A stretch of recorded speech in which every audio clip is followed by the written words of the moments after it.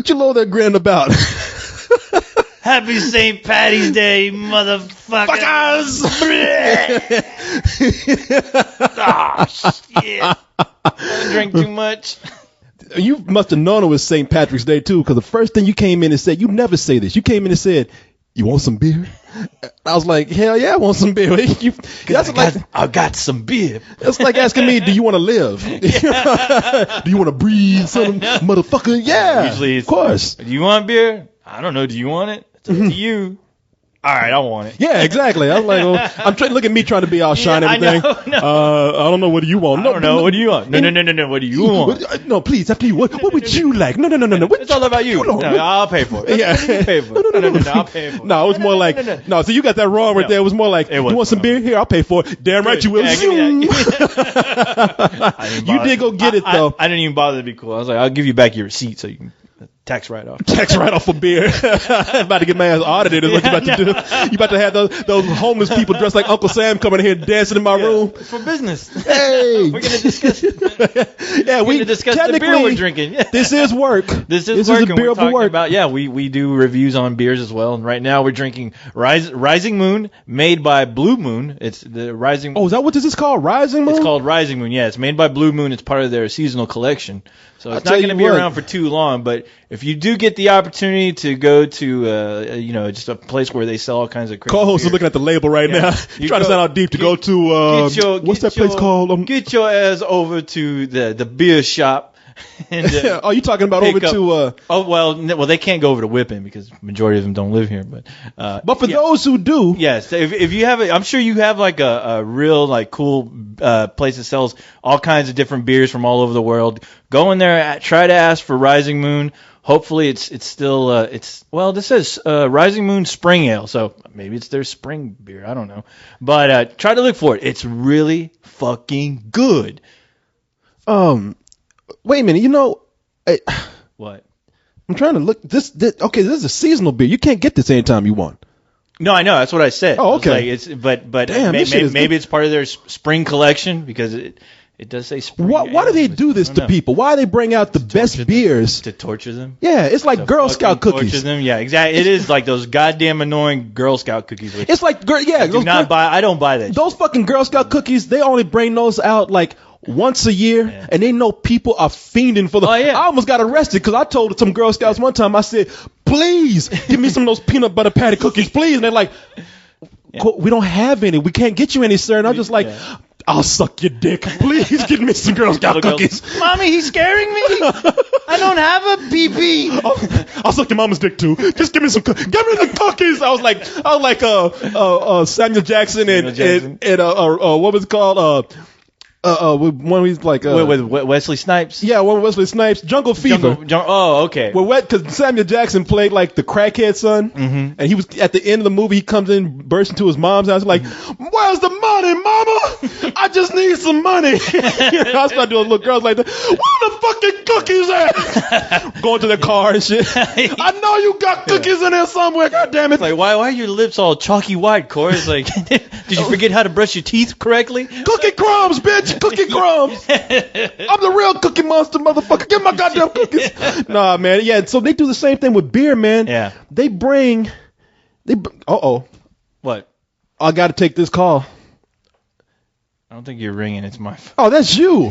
Jesus Christ. No, I'm getting ready to. I'm getting ready to go over to London. Oh yeah. For the spill part. And I was waiting on Nick. Is it this week? It's next week. Oh, okay. And I haven't bought my ticket yet. Nick Hodges, people. Nick Hodges is from the website. By the way, co-host, I'm going to spring some on you here. Oh. What? What do you think it is? On me? We're doing this live, by the way. Motherfucker, I told you not to be doing this shit live, goddammit. Surprise! I'll show you fucking Cookie Monster, bitch. Get your fucking...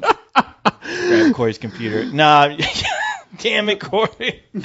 I'm not a big fan of this whole live thing, but hey, I understand it's South by Southwest. We do what we got to do. Man, well, it went over. I'll tell you what happened. I understand. It went over well last week. Anything we do goes over well. Oh, yeah. I know. I don't give a shit. I could put up a podcast where I'm taking a piss. Exactly. I can fart. I can fart fucking jingle bells. That was the best piss and fart I've ever heard. Motherfucker. Awesome show, dudes. The greatest show ever. Yeah. Most awesome fart and pee ever. And there's like only 5 comments. Right? Yeah. Greatest show ever. Epic piss. Yeah. I mean, I'm just like, hey, why? I guess I don't know. I don't know why we do it live, but hey, fuck it. Well, I did it because really we're late today. I understand. And I want to have something to put on. I completely understand. It really makes people like come on and listen at one time. They're like, it's almost like an event for people. So I decided to do that. But I'm waiting on a call from my travel agent because Nick Hodges pulled this shit on me where it's like, he didn't tell me what the plans were. Nick Hodges is a member from the site. He always throw these parties over in London when we go over there. So he wants to throw another one, and he wants to throw it like next week. And I'm just God damn, man, that's that's a week away. Yeah. Like, it's not like I'm down the street. Right, exactly. Yeah. There's no time. I'm in another fucking country. Yeah, let me put on my jetpack, fly over there real quick. So I told Nick, man, I was just like, look, can we postpone it for maybe a couple of weeks? It's like, no, man, people are going to kill me. Too late. You should have been worrying about that a month ago. So now I'm sitting up here like trying to call my travel agent who's not even in the country. He's over in Australia. He's trying to settle, like, get my trip plan and everything. And I don't want to, look, I ain't spending like fucking, $1,000 to go hanging with fucking Nick Hodges. I love Nick, but shit. Sorry. So yeah. So I'm just like thinking, well, if he calls, I might have to answer that call real quick. Okay. But I'll put him on the show and make it quick. Hey, Ibrahim. I'll make fun of that motherfucker. Yeah, do that. He'll be like, party starter. Yeah. He ain't starting shit. Starting trouble is what he's fucking starting. But no, man. Yeah, we're in the middle of South by Southwest right now, and that is why we are having trouble putting up these podcasts. And when it's hectic, and it's fucking crazy. Every waking moment, we have to get ready and go check out a movie, and then go do a panel if we have to. Yes, I have to say, Coles, you're doing very well at. I try, brother. I try. We had that Predator panel that we put up, that podcast from that. Yeah, that was a lot of fun. That was a lot. That was a lot more interesting than, I have to admit, than the Kick-Ass panel was that I also attended. I'll give that to you later today.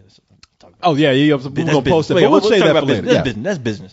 But and the whole cast for Kick-Ass was there. But no, that Predator panel, hanging out with you, was really fun. So, but no, I just had a good time. Because it's something that we give a shit about. We talk shit about Aliens vs Predator. We still enjoy those creatures, and anybody telling me, hey, there's a Predator movie, Alien movie coming out, I still give a shit. I'm sorry. Yeah, no, that's the thing. It's like I'm waiting for. It doesn't mean I want them to stop making these movies, because I might not like the direction it's taking, but I have hope that they'll still make a cool movie with those characters and those creatures. And I'm always hoping. Yeah, you're always hoping for that one character. I look at them as Godzilla films.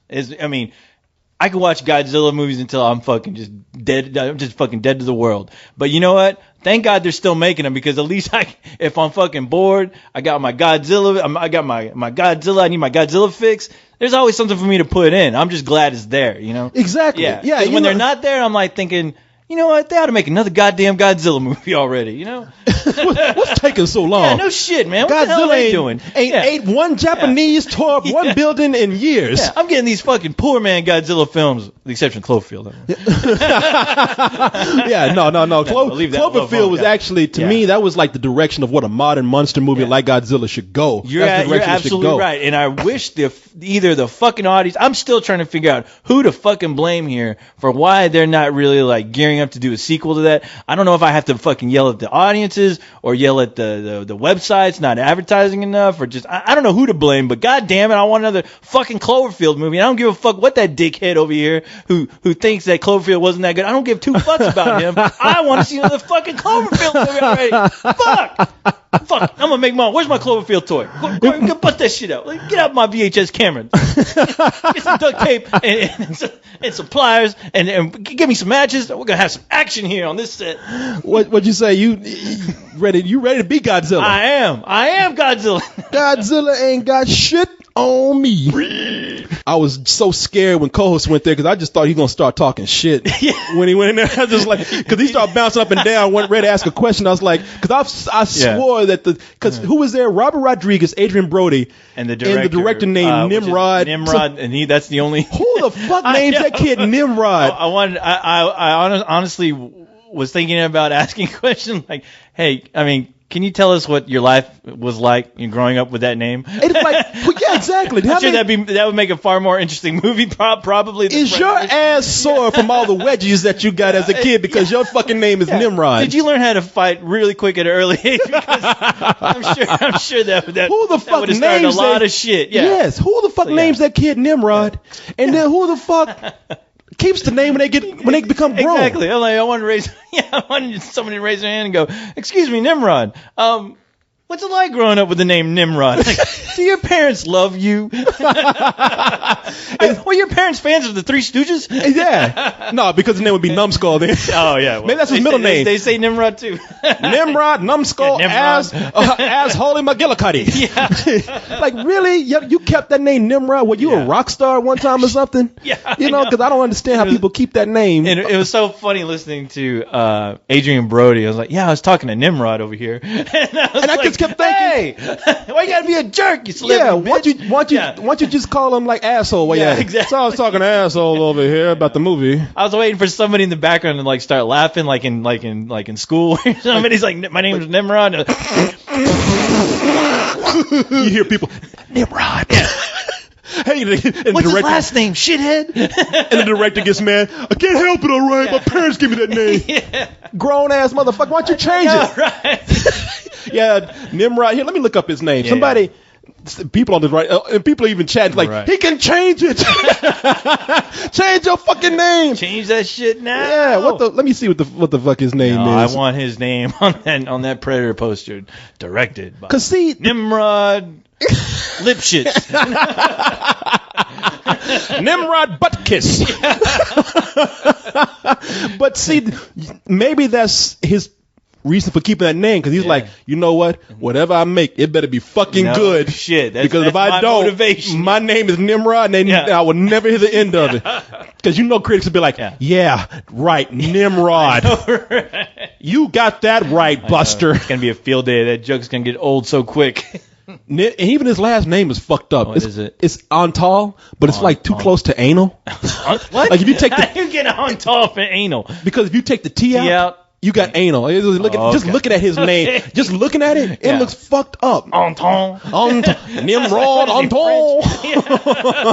You better hope that shit is French. No, that's what I said. Because in America, you motherfucker, that's bad. All right. Nimrod, Anton. That's what I'll call him. Nimrod anus. Nimrod anal. Hey Nimrod. When I asked my question, I was like, I'm just gonna ask the question. I'm not gonna address any names. But I could have Rodriguez looking at me like he's about to beat my ass. I know he had that look.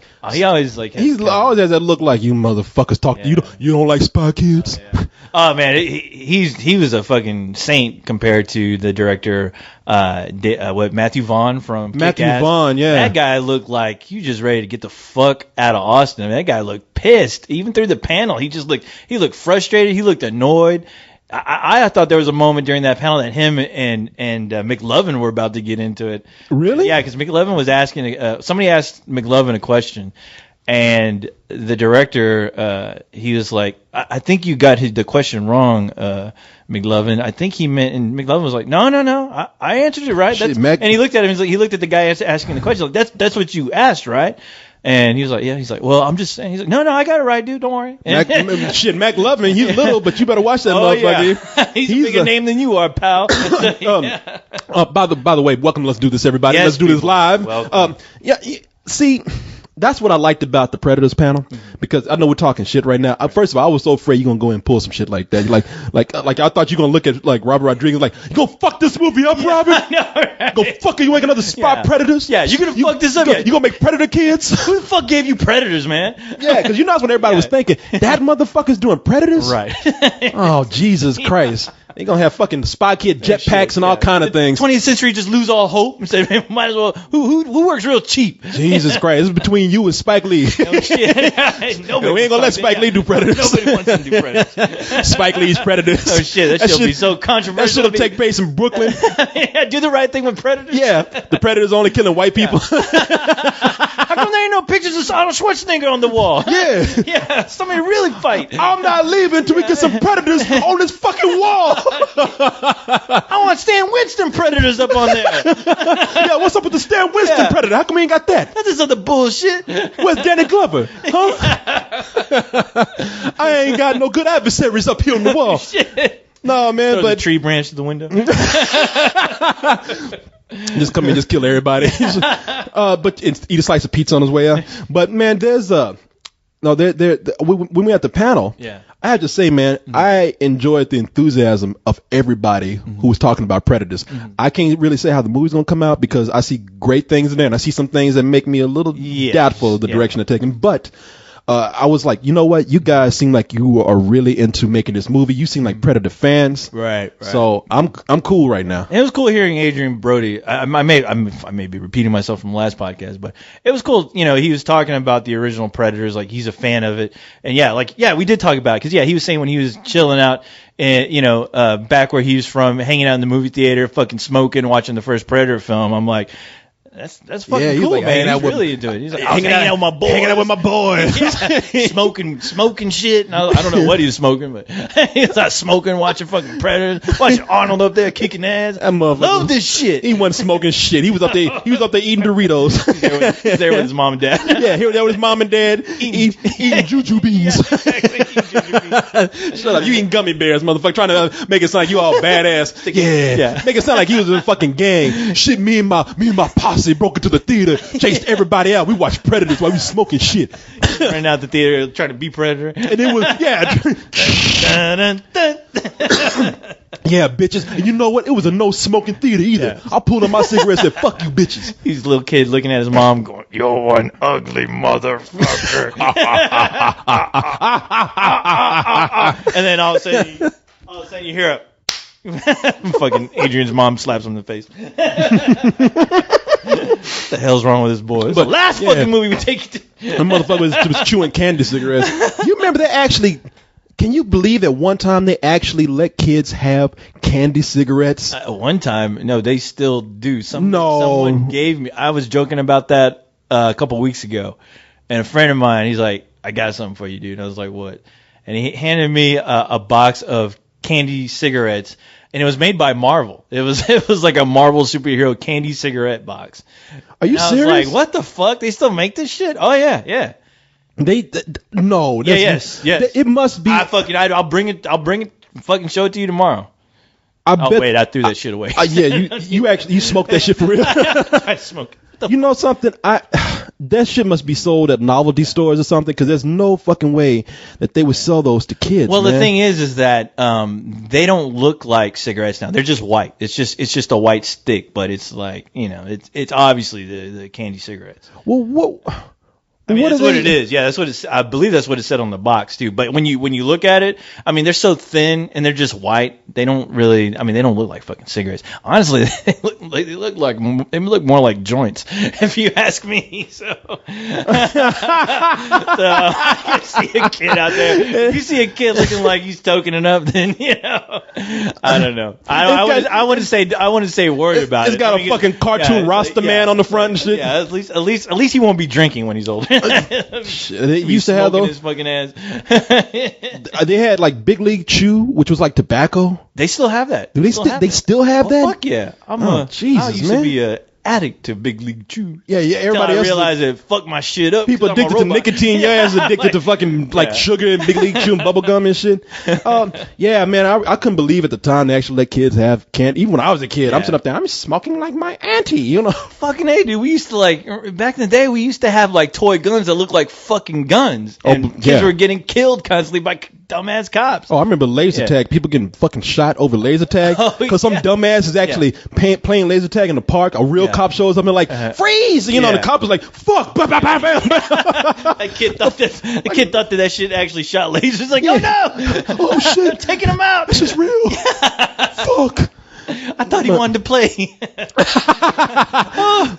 Yeah, so they thought Dad, no. It'd be fun if they shot at a predator. They showed up. Want some candy? Yeah, that's from Predator. But no, Predator 2 kids. But man, they had these other panels, and you were talking about the Kick-Ass panel, and that Kick-Ass panel, you talking about Matthew Vaughn, and how I found the video that I took of him at Comic-Con, and that dude, I'm like that guy I was talking to last week on the show where I was, I had that really bad interview with one of the filmmakers who just didn't seem to be into his movie at all. Right. That's what Matthew Vaughn seemed like. Matthew Vaughn, people, is the director of Kick-Ass. He also directed Layer Cake and Stardust. And I love Layer Cake. Well, maybe love is a strong word, but I really liked that movie. And Stardust I thought was cool. And so I'm thinking this guy is a really good director. But when you talk to him, it seems like he just doesn't want to do what he's doing. Oh yeah, definitely. I mean, that's the vibe I got. And the thing is, he at that panel, he even got annoyed that there are only like really 4 people asking questions. I asked a couple of questions. It was one of those deals where it was a big room, and there wasn't like speakers because I was recording it, so there wasn't speakers. There were speakers going. I guess there were speakers up in the ceiling. Yeah, and it kind of sounded kind of crappy. Plus, the guys had Matthew Vaughn was there as well as the creator of Kick-Ass. John Romita Jr. No, well, John Romita and Mark Millar. Mark Millar, Mark Millar's the writer. John Romita's the artist. And listening to Mark Millar and the director, their accents, you can hear them, but it sounded kind of just garbled in the speaker. I know Matthew Vaughn is from London. Yeah. And where is Mark Millar is Scottish. Scottish. Okay. Yeah. But I asked a couple of questions, and because I was a little worried, I was like, this guy looks like he doesn't even want to be here. And there's a moment where I asked him about the fight choreography, like who it was who worked on that, and I mentioned, I was like, yeah, there's parts of it that reminded me of Gun Kata. He's like, what? What's it called? Oh, Gun Kata. I was like, Gun Kata. And then right when I said it the second time, I'm like, this motherfucker doesn't know what the fuck I'm talking about. And he's like, what? Say it one more time. I was like, Gun Kata. And I was like, and he's like, who? He's like, who is that? Yeah, I was like, Gun Kata. And thank God Mark Millar knew. And Gun Kata is from the movie Equilibrium. Yeah, with Christian Bale. And thank God fucking Mark Millar, because I was like, oh fuck, I'm gonna have to edit this out because it just sounds like it's, at least from my point of view, it sounds like a dumb question. But Mark Millar was like, oh yeah, Gun Kata, yeah, that's from the movie Equilibrium. Like, with Christian Bale. Which was it was a great movie. It's great action, great sequence. Christian Bale, he's Welsh, And he was like, the director was looking at him. He's like, it's what? He's like, yeah, Equilibrium. This is Gun Kata. It's quite amazing. And I was like, Matthew Vaughn, was what? just like, oh, okay. He's like, and he looked at me. He was like, I don't know what that is. I was like, man, well, you should, because you're ripping him off. Yeah. I didn't say that. But, well, he just had the air in the room. He just kind of felt sort of like, he looked like he was annoyed. I don't know. But see, that's what he looks like, man. By the way, Evil Teddy's on. He's like, another live show. Cha. That guy makes me laugh with that cha. What the fuck does that mean? I want to know what that means. There's a guy named Evil Teddy on the site, our girl, and every time they like leave a comment, it ends with CHA. Cha. Yeah. And they're like, hey, I don't want to know what it means. It's gonna ruin. It's gonna ruin it for you. Like, another great show this week, people. Cha. The mystique is gone.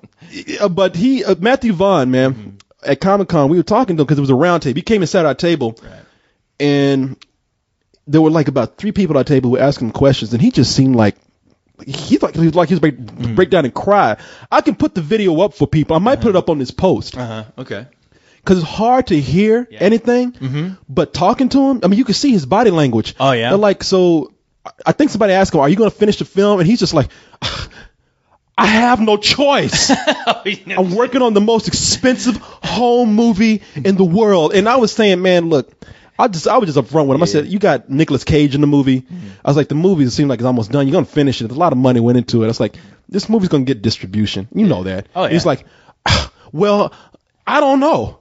I mean, studio people are dumbasses, okay? You know, I don't know what's going to happen to this. I'm just like, man, are you clinically depressed? Yeah, that's what it seems because like. everything he's saying makes it sound like a person who should be happy. It almost made me mad because he was going on to say things like, look, I'm in a position where I don't have to work again in my life. I got plenty of money. I decided to make this movie and just fund it myself. And I'm just like, and you are upset? You looking at me like life is hard? That makes a lot of sense with you telling me that because, oh, God. I get annoyed with people with money because, you know, it's like, thank God Kick-Ass was just a great film, but it upsets me that people, you know, who have a position like directing a film with, you know, you can do a subject matter like Kick-Ass, you know, film it, and then to realize that the person filming is not really enthusiastic about it or is constantly complaining, you know, that upsets me because there's been times when I've been on when I was an extra in the Alamo, there are a lot of these guys, like there was a PA who kept bitching the whole fucking time. And this guy was like always in a shitty mood. And I remember hearing him go, I'm only doing this because my fucking parents are making me do this. I don't want to do this. I got fucking money. I don't have to do this, but my parents want me to fucking do this. And I'm like, I wanted to go over there and punch him in the fucking balls. I just wanted to punch him in the balls and punch him in the face and go, now you got something to worry about and cry about, dude. Yeah. All right. Now you got to worry about your balls. All right. But come on, you're fucking in a position. And you're lucky I left you one. It's like you never worked an honest fucking day in your life, and you don't even know what that is. But you're in a position where I know a lot of people would kill just to hang out on a movie set all day and do what you're doing. You know, you're in a creative atmosphere. You know, you're making somebody. There's a good chance you could be a part of something big if this movie is a hit. But I mean, you could care two shits about it. You know what this guy was thinking? He's probably one of those really impatient guys. Oh yeah. Like he probably wanted to just go into the game directing. Like, you know, he probably in high school, he doesn't want it, in college, he probably thought like, oh shit, man, I'm a genius. I'm an artistic genius. And how dare they make me take on the position of a lowly PA. Yeah. And, you know, because I know what he's thinking. He's out there complaining, just like, you know what, shut up and have some patience, all right? Exactly. Probably people are having a hard time getting this so-called lowly position that you want, I mean, that you are in right now that you don't want. Yeah. So just shut the fuck up, play the game. Yeah. And chances are, with you complaining like this, motherfucker, if you were that goddamn talented, you'd be out making movies right now. And that's all I thought. I'm like, you know what? You're fucking doing your job because you know what? You're an idiot. And number one, you're complaining. I'm sure a lot of your peers are listening constantly, and they're tired of your shit, just like I am. And I've only been around you for fucking 10 minutes, and I'm already tired. I'm already sick of you. Yeah, your parents made you take this job. They want you to get the fuck out the house. Exactly. No wonder. That was my exact fuck point. You thinking? Like, no wonder you're a fucking spoiled little bitch, man. So shut the fuck up, you know. God damn, boy. Yeah.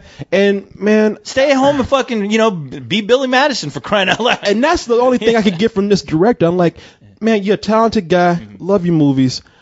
I'm sitting up here enjoying the conversation. I think you have some really cool things to say, but this whole fucking attitude of like, right, woe is me, this movie's such a burden, man, fuck off, all right? Exactly. You know how many people love to be in your position? Take the movie out of the picture. Oh, yeah. You're sitting up here talking about, I never have to work again in my life. Well, motherfucker, you know what? Yeah. If you that unfucking happy, go to McDonald's and flip me a goddamn Big Mac. Yeah, no shit. Go make music for crying out. That's a perfect genre for your feelings right there. Yeah, go write a go be the next Trent Reznor, all right? Yeah. Go be the next fucking Morrissey or something. Make songs about how you hate life and want to kill yourself. Stop crying, because you know what?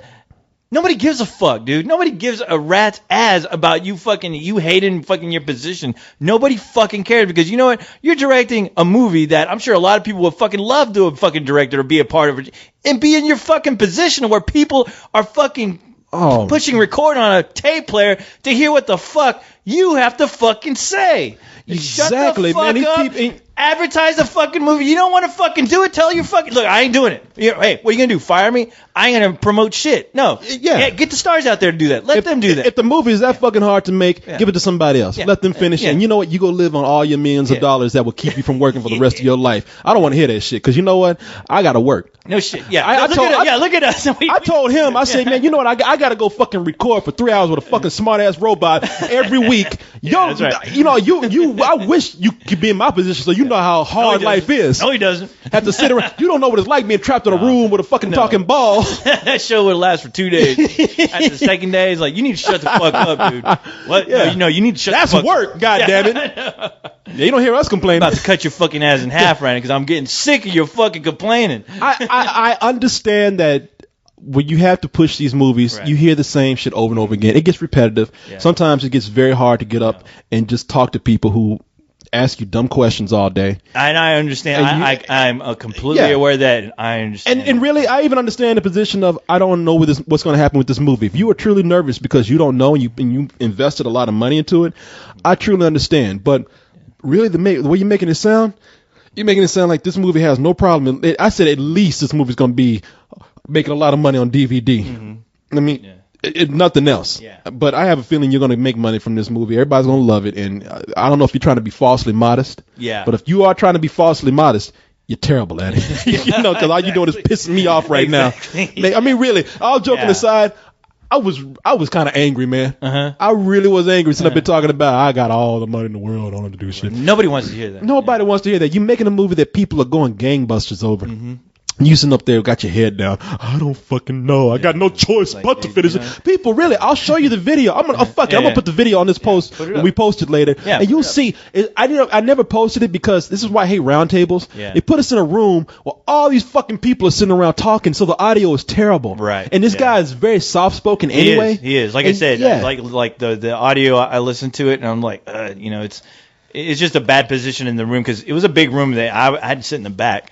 So with his when he's talking, it's very somewhat soft spoken, but like I said, he just looked kind of irritated. And I was like, you know what? Listening to this, it doesn't really do a good job of really getting anyone interested in this film. But you chose to. I guess my point earlier was, which I was leading up to something I just totally forgot. Is like, look, if you're a director, filmmaker, actor, producer, I don't know, you know that you're going to be in the spotlight. I know you're human. You're not going to be on all the time.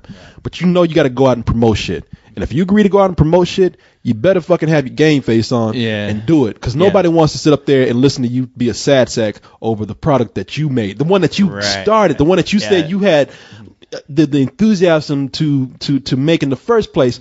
You know, if you're not showing that, it's just gonna piss people off. Fortunately, he has a product here that people want to see. Oh yeah, because it's not only his product. You know, it belongs to Mark Millar as well. That's a guy who takes the opposite approach. That guy was so eager just to be a part of the discussion. That guy looked like he was just happy to be anywhere. And he was real happy to talk about the film, about, he was even cracking jokes. He was dressed up too. I mean, Mark Millar was all dressed up and he was gung ho just to, promote his baby. He was dressed up like Kick-Ass. Yeah, he was. He's dressed up more like Red Mist. But. If you don't know if you're just tuning in, people talking about Matthew Vaughn, the director of Kick-Ass, and the Kick-Ass panel that co-host attended, and Mark Millar, the writer, was there, and John Romita Jr., and it just seemed like from what you're telling me, it seemed like nobody was into it, and believe me, from talking to that dude, Matthew Vaughn, I can't believe I want to fucking turn that table over on his ass. I want to pick that. I just want. It's one of the guy. You just want to like get up and just give him a backhand. Like fucking cheer up. Yeah, man. But you hope. But he almost looked somewhat like borderline crazy at some moments. Cause the thing is, he looked like he could be intimidating, but it's just one of those things where you're sitting in there. Yeah, no, sure.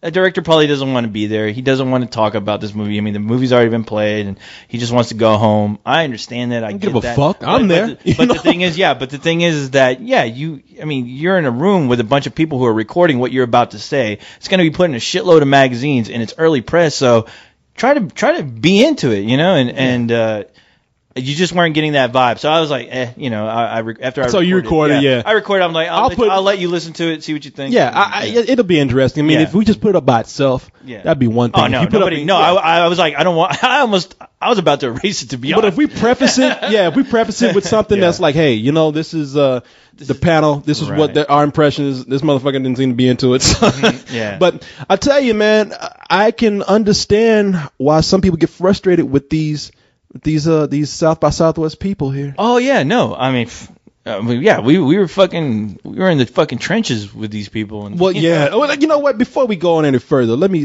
tell people what we're gonna have on the show here today, because we do have a good show planned for you sons of bitches out there. Co-host and I sat here. St. Patty's Day. All right, here on St. Patty's Day. How you're boring ass. I know. Hey, we could be out drinking, having a good time, looking at tits. That's Mardi Gras, fool. That ain't St. Patty's Day. Oh, what? Even though I bought these beats for nothing. You know what I did buy a box of. You know what? I did buy a box of Lucky Charms, hoping to see like a little midget dressed up as a leprechaun, hoping she show me her tits. I love midget tits. You should just buy a bunch of Lucky Charms and just spray them on people. Just run down the street spraying people with Lucky Charms. Yes, people, you heard me right. I love midget tits. Yeah. Okay, I ain't trying to sit up here and lie to you. Let me see what we got here. Somebody did this. Some Mr. Swagtastic agrees with me. Midget tits are nice. They're good. Quit reading that goddamn shit. Midget tits are good. Okay, so what we got? Said this is the best show ever. You guys taking a piss? I might have to get up in the middle of this broadcast to take a piss too. I'll yell for me from the bathroom. All man, right. I tell you, this rising moon is good. It is good. No, I fucking love it. I brought this to fucking the Leog one time. You showed up and. This all my fucking beer was gone. I had like one beer, and I was like, I'm gonna go back and get some more of that good shit. And that shit was gone. I see every motherfucker, two motherfuckers I didn't even know, drinking my shit. Hey, that's what you get, and I just looked at him like, you like that shit, huh? You like it, huh? You like it? You don't like that ball up your ass when you're done? Because that's what's about to happen. Oh, look at you. You can't be that guy. Now. You can't be that guy that brings alcohol to the party. So you can't be the guy who holds a six pack. I'm not a guy. I'm a robot. I can do whatever the fuck I want. I'm talking figuratively, goddammit. You that? I know you a little bolt sticking out on count, a little robot penis down there. No, you can't be the guy that brings a six pack into the party and you hold on to it all night. Well, I'm gonna be that guy for the first time. All right, let me be him. It's on now. I told you people the travel agent was gonna call. Oh, so I got it. It's not the party. No, it's not the party starter. Ibrahim, hey, how are you? Oh, it's okay. I'm in the middle of a broadcast right now, so I just have to tell people that you are my travel agent trying to get me over to London. So it's hilarious you have a yeah, you're on the air. Nobody really hears your voice, so you don't have to feel bad about it.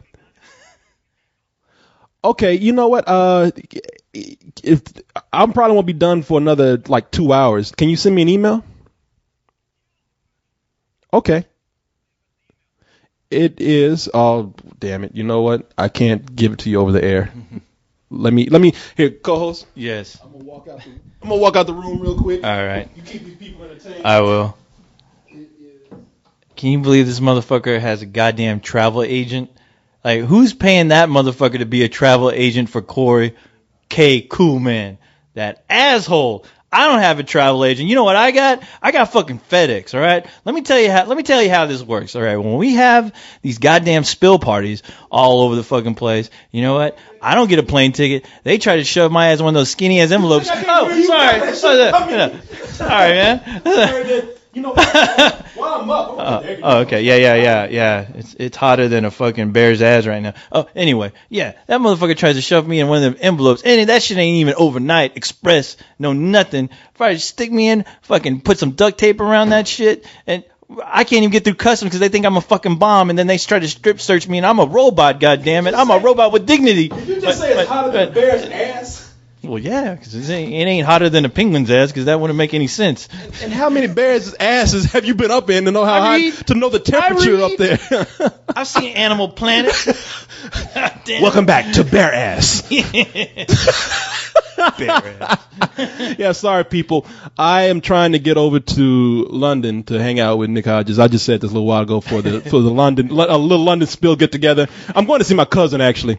That's right. Yeah. But while I'm over there, we're going to have a London get together, which we always do. Are you going to be able to bring your cousin to the spill party? Man, you fucking should, goddammit, because that would be a treat for everyone. You met my cousin. That would be pure fucking entertainment. My cousin, that would be the party. You don't even have to fucking get a club or nothing. You just get that motherfucker in a room. I don't care, in a restroom, and fucking have everyone there, and just let that guy just go and do his thing. He co-host has met my cousin before, and he's like very lovable chap. He's like a light-skinned Forrest Whitaker. When I was watching Repo Man last night, I kept thinking, without the crazy eyes, he's got two good eyes, but missing the sanity. Yeah. When I was watching Repo Man, I was thinking about my cousin the whole time, because my cousin talks like that. You've done this 1,000 times. You know, he reminds me of Forrest Whitaker so much, man. He really, seriously, he's like he's a light. People, it's gonna sound crazy. He's like a light-skinned Forrest Whitaker with a good eye and an afro. Dresses like a school teacher. Yeah, dresses in a suit and shit. And people saying, is it Tracy Morgan? I'm like, yeah, pretty much. Yeah. You met him. Hey, and you know what? Yeah, I met him. Every time I've gone there, he says that he's going to show up. But for one, I don't know if I want him to. Well, there's actually two reasons why. Because he thinks that I'm meeting with business people. Oh. He thinks that it's like he's like, oh, you're meeting with the big people over here with your London affiliates of the website. I understand. I don't want to show up because you got business going on. You got business. Business. You got a lot of business to take care of. You, Corey, are in the business of doing business. Of doing business. You got to go there, buy, sell, and trade, and then buy again. I'll buy 2 shares from you right now, Corey. Yeah. I'll take 5 shares of You're my cousin. I care about you. Your family. Family's strong. You always think about your family. Tell me, Corey, are there going to be any Mexican ladies over there? Yeah, no, that's what. I'm very fond of the Mexican ladies over there. Actually, his wife is Irish. Or his ex-wife or girlfriend or something. I don't know. I don't want him to get beaten up if he's listening to this. But then but the last time I was there, he's like, you know, so I feel terrible. I feel terrible. Your associates are probably asking about your relative, and you probably told them I'd be there. I'm not there. I'm not there for you. So I'm gonna show up next time. I'm gonna show up, and I'm gonna go to this function. I'm gonna be on my best behavior. I refuse to embarrass you again in front of your business associates. It's very embarrassing. I understand. I myself am a man of business. I myself am a professional. And hopefully they'll understand with the professionals like us, where there's always business. Yeah, no, he's a good guy though, man. I go see him because nobody else puts up with him like I do. Yeah, I was a little afraid because you told me about him when I met him. He's like, he's oh, so you're a robot? Okay, where were you made? What was where they assembled you when they were conducting the business? Where did they assemble you? And what do you think of Mexican women? Do you have a particular taste? He did ask you that, didn't he? He did. Did he ask it like, what do you like? So you like Mexican women? Yeah. I personally, I love Spanish. I love Mexican. Yeah, no. It was. I even think he said no. The Mexican people are beautiful people, but Lebanese people.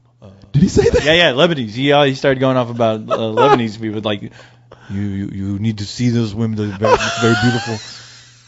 When I'm on my business trip, I'm very happy when I see a lesbian. A Lebanese woman. A lesbian Lebanese. It's very beautiful. I always want to conduct business with them, but on a professional sense of the word, no, don't go telling Corey what I just told you. Did he tell you that? No, he told me about the not the latter part, but yeah, he told me about the chicks and Lebanese chicks. Yeah, so he enjoys them. He tends to like olive fair skinned women. Oh yeah, no, his wife was. I looked at today. I don't. She's a lovely woman. She cooked for me when I went there, but I saw pictures of them when they were younger. She was fucking hot, man. Oh, yeah, she had that like red hair. Mm-hmm. It was crazy and everywhere. They were like, they were big partiers back like in the 80s. I bet, dude. So I'm sure they've done all kind of drugs and all kind of shit. Like he partied with way too hard. He was a bodyguard. Oh, that makes perfect sense. And he always, like, back then, he was big. Like, he was strong. And he took these pictures, like, of him hanging out with The Who and some other people. And and he always, whenever he would take pictures, he always do his lips. Like, he had this pose with his lips, like people can't see me, but imagine Ben Stiller. And I forgot what it was called, Steel Blue or something. Blue Steel. Blue Steel. Yeah, doing the Blue Steel. From, what was the movie? From Zoolander. From Zoolander. Yeah. My cousin did that shit in every fucking picture, man. He invented it. Ben Stiller stole Blue Steel from my cousin, man. Jesus Christ. Every fucking picture, he's like, Put his muscle showing and shit. His business portrait over his office. It looks like that. It's just a pair of lips. That's one picture where it's a close-up of his lips. What do you think about the portrait I have over my desk? Ben Stiller. I sued him because he took my lips. He took my lips. He took my lips and took my pose. Yes. As you could tell in the portrait I have over my desk, because when the business clients come in here, they see that portrait and they know immediately I mean business. They know my lips mean business. Your lips mean business. Okay. I remember I was a little worried though when the first I came in here and we were actually we were getting ready to do a show, and your cousin busted out with a camera and it was like a photo shoot in here, and I was like, oh shit. I wanted to go, oh shit, Corey. Your cousin just took a picture of me? He takes pictures, yeah. I'm scared. No, that's what he does. He loves taking pictures. Like, my cousin, people, he's a great guy. Yeah, but he's awesome. But he's, for everybody who knows me, and my family would tell you, my family skips a generation where people get this gene. I'm serious. I don't even believe in this kind of shit, but there's proof here. Yeah. They get this gene where they become very paranoid and schizophrenic. Mm-hmm. And they, some mental issues there. And my brother has it. He was on Medicare. People are like, how come you don't have it? You sound like you got it. Shit. Don't blame on your brother. After a few shows ago, yeah. That shit did not skip any generation. I was gonna call your mom. Yeah, I think Corey thinks that thing skipped him, but no. I have proof right here, Mom.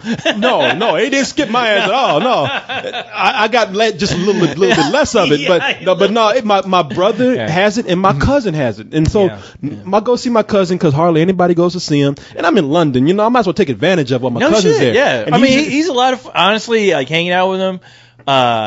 He just seemed like a genuine guy. You know what I liked about him, and I even told you this. I was like, you know what, your cousin doesn't bullshit. He tells people straight out the bat, and I appreciate that. And that's what. Well, sometimes it's to a fault. Sometimes he does it to the point where he's hurting people's feelings and getting too paranoid. No, you don't understand. Oh yeah, you don't understand the day that he hurt that waitress's feelings at a restaurant. Okay, yeah. You told me about that. Where it was just like that girl didn't do anything. Yeah, he's ready to like go nuts. Oh no, he's just waiting for an excuse to blow up. Like I had to take him to. I took him out to eat, and even with me, the cousin that he loves, it took him a while to trust me to do something nice for him because I took him, I bought all his meals, bought all his alcohol. I said, man, you've done so much for me. Yeah. You pay for nothing. Your money is no good here in Austin. Right. So we go out to eat one night. So what do you mean my money's no good? What do you mean? Yeah. What are you saying? My money's perfectly What are you good. saying? You say I got drug money? You saying I ain't got a legitimate business? My money is no good? Look at his lips. Look at his lips. You think I don't? You think I don't work hard for my money? Is that what you're saying? Really? You joke, but it's not too far from that. Oh no, really? Oh, that sucks. But like we went to, he wanted some seafood. Yeah. And I took him to some place, that place is shaped like a boat off of I-35. You know what I'm talking about? Forgot what it's called Landry's? now. Yeah, no, not Landry's. Oh, there's okay. Off of I-35 is shaped like, it used to be shaped like a fucking boat. I know what you're talking about. But I took him there and got him some oysters and like some fried fish and all that kind of shit he loves. And like there was the waitress had been really cool, and she brought over the food and said, oh, you know what? I forgot to get an extra fork. I'll bring that right over. And my cousin is ready to be like, well, what do you want me to do? And he actually said, well, I can't eat it with my hands. What do you want? And I was just like, oh no. I like, Jeff, man, look. Yeah. We're having a good night. I mean, please, let's not have an episode like we had. Because him and I were in the middle of the street screaming at each other in London over that incident with the Polish, it was a Polish waitress. Uh-huh. She brought him a glass of water. He's like, this glass is dirty. I demand another glass. Yeah. What kind of business are you running here? See his lips? You think he's lifting me business? They would never put their lips on this glass here. It's dirty. This is dirty business. He told her to take that shit back, and she brought another one, and he was like, "This is still dirty."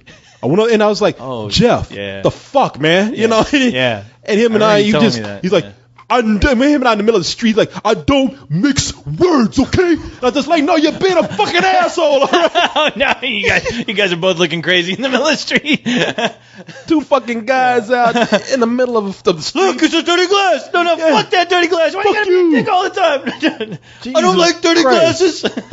But, man. Be walking by, oh, shit. But, yeah, so anyway, man, we had a good time, though. So I go there now. But the thing is, if I take him to one of those spill parties, he's gonna sit there and somebody's gonna say something to him, and it's gonna come back to me like, man, I don't know how I pissed your cousin off, but he just berated me. He looked at me crazy and told me to fuck off or something. He'll do that. Hex is gonna go, tally ho, tally ho. What about tally my hoe? Tally ho. What are you saying? What are you gonna do to my hoe? Are you calling my wife a hoe? What are you saying? What are you saying? Look at me when I'm talking to you. All right, man. Put that mascara from running. I'm talking to you. You're not putting your tally near my hole. This is not good business, my friend. What are you trying to say? Get away from me, you fucking poof. Yeah. All right, man. Let's tell people what's on the show here. We know we're going for 30 minutes, let people catch up. All right, so here on the show, we got something that happened on American Idol, which you told me about when you came in, which I was kind of like badass. You know, it's kind of cool. And I don't want to scare people. I do not watch that bullshit. I've never seen a single episode, but this caught my eye. I watch it when the singers are bad. When they start like getting into the serious shit, I'm like, I'm not this. I'm not about this. I've had enough. The only time I've seen the bad singer is that Asian guy. What's his name? Something Ho. Not Don. I was about to say Don Ho, but what was it? She bang. Oh yeah, see that's what I love. That's the only time I ever paid attention. I love the bad shit. All right, let's see what else we got here. We're gonna talk about some Batman stuff that we didn't comment on last year. Just being Batman and Superman fans, we want to talk about that. They're talking about getting some new directors for the Twilight series. I mean, few Twilight movies. And they're talking about trying to, it's almost like they said, we're sick of people talking shit about Twilight. We're going to get some credible artsy, fartsy directors. Like now we have money. Yeah, now we can afford the big guns. Yeah. Let's see what else is going on here. There was a movie that came out a few years ago. Mm-hmm. It had a sequel, but a very terrible sequel. And now a famous director is still trying to get another movie made based on that series. We'll talk about what that is in a little while. Right. Still talking about Corey Haim. Yes, that poor son of a bitch. Oh. Yeah. I mean, the guys. Look, I didn't give a shit about Corey Haim before he died. Now that I'm like he's died, and I'm thinking about all the shit that we talked about. Yeah, thinking about all the shit he went through growing up and everything. I'm like, you know what, this motherfucker was kind of fascinating. Yeah, he was. No, he definitely is. Yeah, he's broke ass train wreck in the making. So that, and we'll try to get to some emails. Yeah. And then we'll leave and get our fucking drink on. And then go out to St. Patty's Day, and you might not see us next week because we might be in jail. I remember going out hanging out with Joel. Green. Man, me and Joel and you remember when Joel was Joel. That motherfucker every day was St. Patrick's Day. That dude, what are you talking about? That one time. No, it was all the time. In fact, the only day he was sober was on St. Patrick's Day. He's like, I gotta take a break. On St. Patrick's Day? Is St. Patrick's Day? What? Huh? Oh, fuck, I can't drink anymore. Sorry. But let me stick a lucky clover up my ass and get out there and stop drinking. But man, did we say try to do some email? We're trying to do some email. Yeah, we'll try. Yeah, try to do that. Yeah, and look, you know how these shows go. We just whatever happens, happens. Okay, deal with it. Yeah, all right then. So, good time. Man, we've been bullshitting. Good time. Oh, people, and if you just tuned in, there was a whole 15 minutes of bonus material that you didn't hear because for some reason the streaming wasn't working on the audio. No. So look at that, man. We're giving you 30 minutes of extra bullshit before we even start the show. We got some hidden bonus material for you. Special edition bullshit. Oh shit! Look at Guncy coming in here dressed up in his little leprechaun outfit. Look at that. It's so adorable. Sorry, Guncy. I told you. We were gonna get ready for tits and stuff, but you bought all those beats for nothing. I'm sorry, brother. You showed his little midget tits. Look at that. You could turn off the glowing lights on those breasts right there, the little ceramic. You can take on those beads. You can take that red pubic hair off your chin. Right there. Sorry, pal. You can take off your hula hat. Yeah, man. So hey, you know what? If you're ready, I'm ready. Fucking ready. You ready? I was built ready. All right brother. Then. Shit, we've been bullshitting. You fucking ready? Fuck yeah, you got your guitar, your flying V high up in the sky ready to do this. All right, go. So you ready? You ready? I'm ready. You get a little bit of bullshit train. Let's do this! Oh, yeah, boy! Let's go back to Irish studio. Oh my God! This is yeah! Bend your head for St. Patty. Green on the floor right now. Oh no, it's red. Oh no.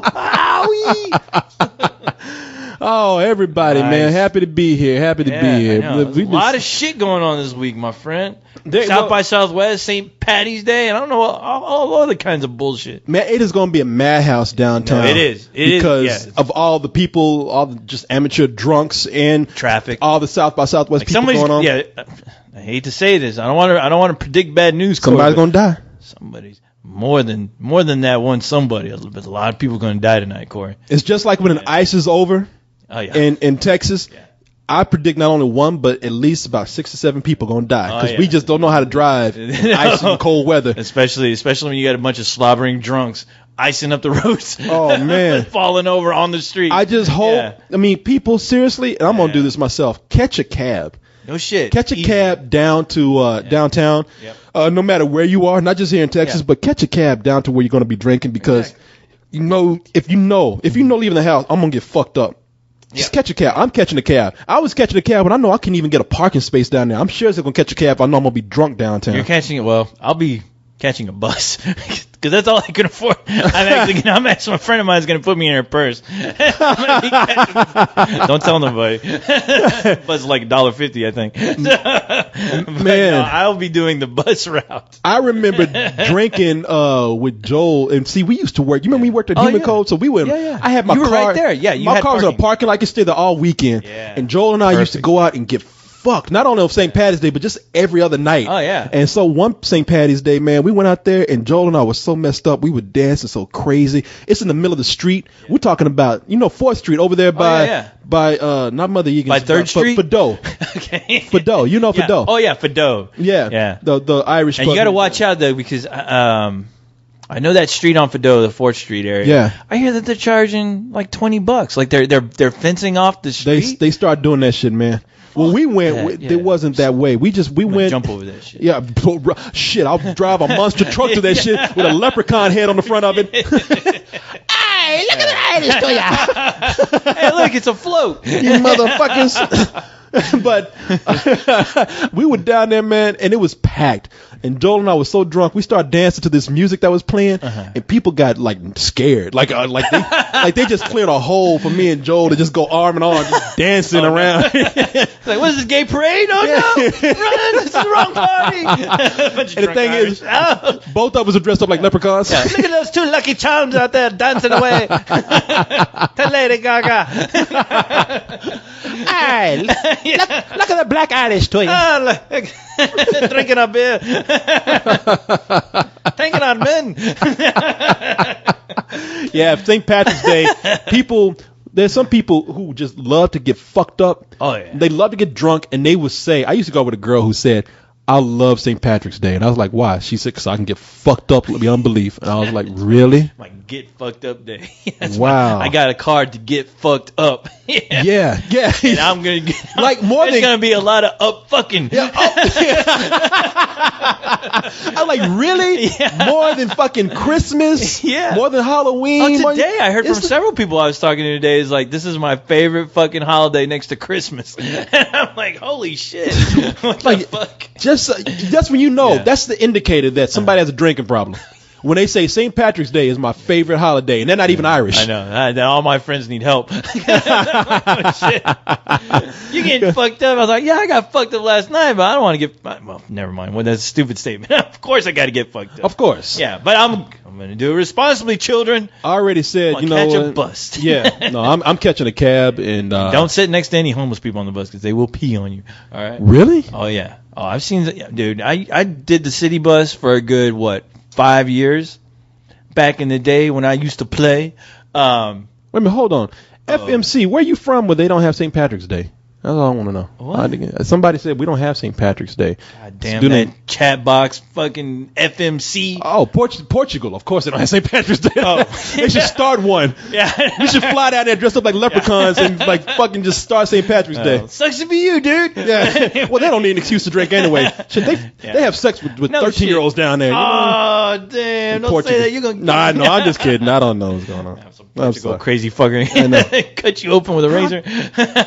Daniel. I don't even know how does a Portugal person talk? Well, well, first of all, they speak Portuguese. So a Portugal person. Bom dia. I said Portugal person. Oh, wait, what did I say? Oh, I'm drunk. Anyway, what does it matter? Yeah, how does a Portugal person sound? I don't know. Here's my impression of a Portugal person. Ibbity bibbity. Yeah. So, there you go. I'll cut you. Hey, I'll cut you. Never mind. Anyway. So you were saying? No, I thought you were saying. No, you wouldn't. Oh, yeah. Watch out with the bus, man, because there are some crazy motherfuckers on the bus, and I don't want to go on with bus stories, but I was one time. I think it was like around St. Patty's Day. I was coming back home, back to my box in the corner on fucking Second Congress, and there's a guy. I thought he was a bum, but he found a chair that was like kind of off its latch, so it was kind of rocking back and forth. So he's looking at it. This is this black dude. He's like looking at it. He's like, oh yeah. He was all excited, and I was like, why is this guy all excited? So as soon as the bus came to a stop, that motherfucker all of a sudden did a flip into the aisle. He managed to push that chair down to where it looked like it broke. So he As soon as the bus stops, he goes, whoa! And you just hear boo, boo, boo, boo, boo, boo. And to where he managed to roll his ass all the way to where, there's, on a bus. A dude in the seat managed to. Yeah. On a bus, there are two doors. There's one door in the back and one in the front. The second door has like this little like staircase to lead down to the bottom. Yeah. He managed to roll his ass into that fucking crevice of that staircase and go, oh, my neck and my back. He's lucky he didn't fly out those doors. The thing is that we're all looking around and we're just like, and the first thing I hear is this black chick right next to me. The first thing she says, this brother gonna get paid. And I was like, oh shit. So we were stuck in that bus for a good 20 minutes, right? Because an EMS had to show up. They got that guy. They basically put him in a stretcher, and he's like, oh, and he was bullshitting because I looked at it. And I was like, whiplash. Yeah, I know. Whiplash. It was so poorly performed. He was like just trying to roll. It took like 5 minutes for him to roll into that little. And they're just looking at him like this motherfucker ain't got a thing wrong with him. I know. And he's doing a robot and shit. Yeah, oh, I'm so stiff. Ow. and they were in there, and of course you could see the seat. Now the seat was fucked up. Yeah. So all I thought was like, yeah, he is going to get paid because regardless of what anyone says, that fucking seat is broken. Yeah, he has a case. Yeah, he completely has a case. And I remember they're putting him on the stretcher, and they were trying to put the neck brace on him, and he started to freak out. He's like, oh, no. Whoa. He's like, no, sir, we have to put this neck brace on you. Don't move. Oh, no. He's like, all right, calm down, sir. No. And they were like, well, what's your name? Oh, my name is... And he's like, sir, what is your name? I forget. Did he get up and run from the? I don't know what he was trying to do, but he wouldn't give him and he wouldn't give him a name. He's like, sir, what is your? So they started checking his pockets, like, whoa, hey, you're stealing! And he thought that they were trying to steal his fucking wallet or something. But I think they managed to get his they had. I guess he must have had some form of ID on him or something. Yeah, his crazy card. Yeah, because they started asking everybody, does anybody know who this guy is? What his name is? Why the fuck we know him? I don't fucking know. Yeah. Look at him. He's a fucking bum. Yeah, who knows this guy? Yeah, he's with me. Yeah, the robot. Yeah, but anyway, they took his ass out, and we finally got to go home, which was like past midnight, and I was just like, and I remember one guy looked at me on the bus and he just started laughing. He just shook his head like, oh god. And all I thought was like, I looked at that girl who said, he's like, brother's gonna get paid, and I was like, man, I want to do that. That dude was faking. Yeah. Why he was so scared of a neck brace? No, he completely faked it. I mean, he had a plan already hatched. I mean, yeah, he was. Shit, he knew exactly. And I was like, you know what? He's lucky he found that chair because he'll probably get a little something. I don't know. Except he won't know what to ask for. Exactly. They'll think he's so crazy. They'll be like, sir, we are prepared to give you. I'm telling you now, I drop a hard bargain. Exactly. Sir, we realize that we're prepared to give you $10. Yeah. I was going to ask for $5. I'll take it. I know. Suckers. Yeah. Takes off running. Yahoo! Yeah. You fools. All fine. All of you are fools. Brings off the neck brace. Starts doing cartwells. I was joking. He asked the guy in the EMS, you got $10? Fucking yeah. He fucking jumped out of the van. Man, I tell you, man, but, Leon told me one time about. Did he tell you about that time he saw that crazy guy get hit? Mm-mm. You remember Carol, right? Our friend Carol? Yeah. She had an art exhibit over at New World Deli off of Guadalupe, kind of like near 38th Street. Uh-huh. And we all went. And so I'm walking out. And get this. Leon comes up and just starts like laughing his ass off. Like he's almost tearing up in his eyes. He's got his head down. He's like, and he's doing that weasel laugh. I'm like, what the hell is wrong with you, man? That must have been real hilarious. Yeah, and I'm like, what the hell is going on? I start laughing. I was like, what's going on? He's like, man, I was over here talking to some people, and I'm gonna tell. Okay, I'm gonna tell like he tells. Okay. He's like, I'm standing over here by the road where all these cars are going by. Yeah. And there's this bush just moving. Mm-hmm. It's just rustling. I hear behind it like, and this is what gets me offended. He's like, I thought it was you. So I just ignored it. I was like, why the fuck would I be in a bush talking about shaking around? And furthermore, why would you just let me do that? You know, what am I getting attacked by a rabid raccoon or something? You know, why don't you say something? But he like, and he was like, because I thought you were just being foolish. You know. Well, you know, it's funny you say that because this week I was hovering over to the Paramount. Well, I'm not done yet. Oh no, but real quick, I was hovering over the Paramount, and then I heard somebody like across the street go, like something crazy, and I swear to God, it sounded like you, and I was like, is that Corey? What the fuck is he doing? And I just all right. So apparently, I sound crazy to everybody. Yes. I've already practiced. I haven't become homeless. I'm well adjusted already. I got my crazy talk down. I thought it was you, dude. Did you really?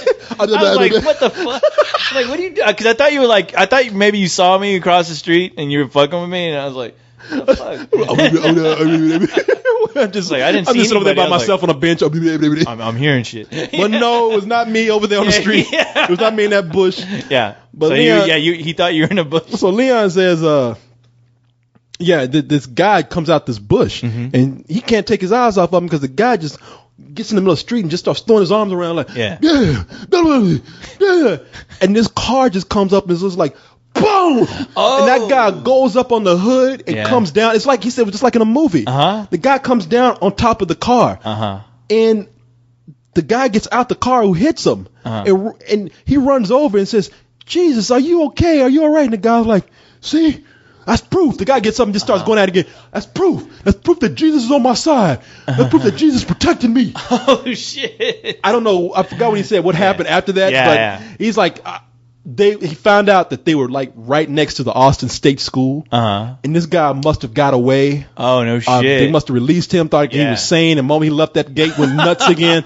Anyway, they had an escaped mental patient. No shit! And the first thing that happened to him once he left those fucking gates, was he gets hit by a car talking about Jesus. That's proof that Jesus is protecting him. Protecting him. Yeah, you should ask him to tell you that sometime. I will, because I'm like, dude, you just saw somebody get hit by a car, and he's laughing his ass off. Yeah. I guess once you realize he's okay, but I'm like, holy fuck! I saw somebody get fucking hit. Yeah, that's what I would have thought. But I looked at the driver, dude, you're so fucked right now. And he comes over and he just laughing his ass off at this. Yeah, man. I do miss the homeless interaction sometimes on the bus, and just even hanging around like the bus stops, because you will meet the craziest fucking people, man. I mean, there's one time.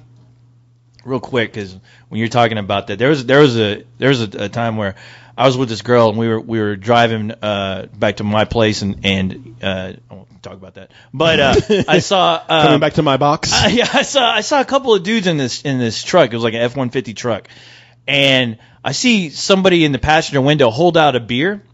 So I see this bum like cross the street, to grab the beer. This guy runs across the street, grabs the beer. Says, kind of like waves, says, "Thanks, man." He runs back, and as soon as he runs back, he was hanging out at a bus stop, right? So as soon as he runs back to the bus stop, he fucking grabs that beer, and there's another homeless guy who looks like he's passed out, long hair, like just ratty looking, like with his head down, he looked like he was asleep. This fucking guy who grabbed the beer, who got that beer, grabbed that beer, lifted it up, and fucking chunked it right at his fucking head. Chunked it at his head. That guy goes falling forward, and then all of a sudden, I was like, "Holy fuck!" I was like, I was looking at the girl. Did you see that? And she's like, "Yeah." And all of a sudden, the two guys who were in that F-150, as soon as they saw that shit, they fucking hauled ass. Like they almost got into a fucking wreck, hauling ass to that fucking bus stop to jump out of that fucking truck and beat the fuck out of that guy who gave him that beer. And I was like, holy threw the beer at him? Yeah. Not threw at this. Yeah, threw at the ass, yeah. No, I mean, they handed him a beer in good faith and just said, "Hey, here's a beer, dude." And fucking that fucking bum had an agenda with somebody he didn't like, and fucking used that beer and fucking cold cocked him right in the fucking head. Oh yeah, it's like that scene out of Scary Movie. He's asking for some money, and they're like, "Hey, here's a beer, sir." Yeah. I said $1, bitch. Yeah. But man, those dudes they fucking jumped out of that fucking truck and they started hauling ass towards that guy. That guy tried to run, and they caught him and they fucking wheeled the fuck out of that guy. Oh really? You saw a whole person get a beat down? I saw it. The light was green. and all these cars were watching what was going on, and then I was like, well, it's poetic justice. Well, hey, none of my business. He got what was coming to him. Fuck no, hey, yeah, fuck yeah. I mean, dude, yeah. You play with rednecks, you get burned. Fucking bum was like asleep, man. I mean, I don't know what that guy did or what he said to that other dude, but he looked like he was passed out asleep, and as soon as he got fucking hit in that head, he just fell over, and I was like, fuck. I'm sure the cops were called. I mean, you could start hearing sirens as soon as we got, because I lived like I was up the street where we were going, and I could hear sirens like crazy. So I was like, that shit is crazy. But I was like, thank God I wasn't hanging out at that bus stop. You know? I know when that shit was going on. Oh my God. Yeah, it's funny. Usually when I set homeless people on fire, the police don't get there until 10 minutes later. But man, speaking of like scary confrontations, whoever would have thought that American Idol would like be the place where we saw like people actually want to get into a fight with each other. Right. Yeah, that's what we're talking about, people. On American Idol, Ryan Seacrest, who I never hated Ryan Seacrest as much as everybody else. I hated him. Maybe I just didn't see what the big deal was. I never cared enough to hate him because I never watched that shit really. I don't watch a whole lot of shit with Ryan Seacrest. Usually when I'm watching American Idol, I'm like, oh, okay, well the guy looks like he's doing his job. You know, I'm not a fan. You know, I just whatever. get annoyed when I see him doing like 10 things and like he has like no personality. I mean, he's no better than Carson Daly, to be honest, to me. Yeah, he's doing his job, whatever. He's getting paid, guess that you're right. But he has no personality. When he's whatsoever. doing that much shit, you're like, yeah, why him? How did you get to this position? Yeah, like how did he get the fucking New Year's fucking Dick Clark New Year's bash, whatever? How the fuck did he get that job? It's like he really brings nothing to the table. He might as well be fucking Dick Clark, just fucking there, and you can. Yeah. You just don't give a shit. But I guess you got that right. He is one of those people where you say, how the fuck did this guy get famous? Right. It's like, who is he fucking? Because he ain't fucking no chick. I mean, but who is he fucking behind the scenes to get all this work? And and it's one of those things where you see enough of somebody, you get sick of them real quick. That's my deal. So I guess I don't see enough of him. I just don't pay attention. I mean, I try. I change those channels and he's popping up going, hey, how you doing, Coles? Yeah. Motherfucker, get the fuck off this TV. Oh, by the way, Ryan Seacrest is being cast as the next Superman. So So where's the you know what? Broken window sound effect. Shit, the way he's acting on this show, man, I wouldn't be surprised. He's pulling the Batman on fucking on Simon Cowell. I wouldn't go that far. I'd say he's pulling a Nightwing. But okay. Let me just say this: it's always funny on live TV. Yeah. I don't know if this was live or not, but it's funny where they just where you see on television where. Everybody's supposed to give the illusion of getting along, and you know that these people probably hate each other. Oh yeah, I mean, look at the whole Paula Abdul thing. I mean, I never watched that show, but I mean, you couldn't help but see stories about she wasn't getting along with people or whatever. You always heard crazy shit like that going on. Crazy. Anyway. She was crazy. Yeah, I could see how people want to get rid of her ass on that. But yeah, these people, they're not really hanging out. They're not buddies. They come there to do their job. Not at all. And that's it. So those tensions are gonna come out to the public sometimes. You hardly ever see them come out like this. Say what you will about Ryan Seacrest. On this particular show, he just said, fuck Simon. I had enough of this, goddammit, all right? I'm sure he probably heard somebody saying the same shit I was saying. He's like, one day, you just caught him you catch the guy on a bad day, he's like, fuck this. I'm sick of this. I'm a human being too, goddammit. I don't care who I'm in front of. And Simon, now look, I'm just making speculation. Simon's probably he's got that attitude. Oh, yeah. He's famous for being very insensitive. He's famous for being just an asshole. He's famous for being a dick. Yeah, and so that probably has become his persona now, where he kind of carries over into like their everyday life. It has camera. It has to. He's so good at it. You can't just make that shit up. He ain't that great of an actor. Yeah. I'm sure there's been times when, those guys stay away from each other just because they know each other's personality. They don't want to, somebody may be thinking, you know what, I'm better than that motherfucker. What the hell? Yeah. Yeah, and it's going to come out. And they just say, you know what, I don't give a damn how many people we're in front of. Right. You don't talk to me like that. Exactly. And that's kind of what happened here. Simon says something smart ass to Ryan Seacrest. And so you're thinking like, all right, well, that's the act. That's what they do. Who cares? Mm-hmm. But Ryan Seacrest, like, I had enough is enough. Enough is too much. Enough in Z. He just got in Simon's face, and you could tell that this was not an act. Mm-hmm. This was like, you know what? if legally I could get away with beating the shit out of you, I would. Yeah. Even though I still think Simon would beat his ass. It will destroy my image and everything I've created. Yeah. let me see if I have the video right here, which I do have it queued up. Who do you think would win in the fight between Simon and Ryan Seacrest? None of those motherfuckers. I think they both end up knocking. Yeah, they both slap each other out. they throw a slap at the same time. Like, oh! Yeah. And hit the ground. They both end up fucking hitting their fists in the wall. They to the hospital for some dumb shit. They'd actually swing and miss each other, end up hitting like a post or something, hitting a wall and knocking each other out. Both go, oh fuck. On the ground with little birds over their head. Yeah. Let's see. I think that lesbian chick would beat the fuck out of him before any of those guys do. What's her name? We always bring that chick up, and we can never. Susan something. No. She used to have. Oh, Ellen. Ellen, yeah. Ellen DeGeneres. Beat the fuck out of both of Ellen them, DeGeneres is more of a man than both those guys. Yeah. Ellen DeGeneres. I have a feeling that if they got into a fight, Ellen DeGeneres would have been the one to get up and break that shit up and beat the fuck. Ellen DeGeneres would have had both of them in her hand and be like, shit. She would have knocked. I wouldn't fuck with Ellen DeGeneres. Yeah, with those mics. She'd throw that other skinny chick that ain't doing nothing. She'd throw them at both of those guys. Like fucking WWF. Yeah. And she would turn into Raw. Shit. Yeah, let's listen to this. What happened here? Here it comes. Let's see. If I'm being honest, particularly when you see the clip of the Rolling Stones back, I thought the performance at times, particularly your dancing, was kind of corny. Now, I have no problem with the way Simon comes up and says things. I really do think he's being honest with people. I think he does people a favor. So right here, what he's saying right here, this whole asshole thing, I think sometimes it's just like, look, you just saving people time. So I have no problem with what he's saying right here. And you what's the big that? What's the? We don't watch American Idol. Whatever that big black dude is on there, he's criticizing his dancing. Yeah. Ryan Seacrest must have had a crush on that guy because he gets up and defends this guy. This is where it goes wrong. Sang it well, but I think when you watch it back, it was verging at times. My turn. A tiny bit desperate. No. Yeah, I do. What part of the dancing or the other? Okay, now here's where Ryan Seacrest comes in. He's asking Simon, he's like, so what part of the dancing did you not like? Because apparently Ryan Seacrest saw this dude dancing and wants to fuck him now. So, I mean, why is he defending this guy so hard in the first place? Yeah, I don't know. But anyway. Or other components of the performance look desperate to you?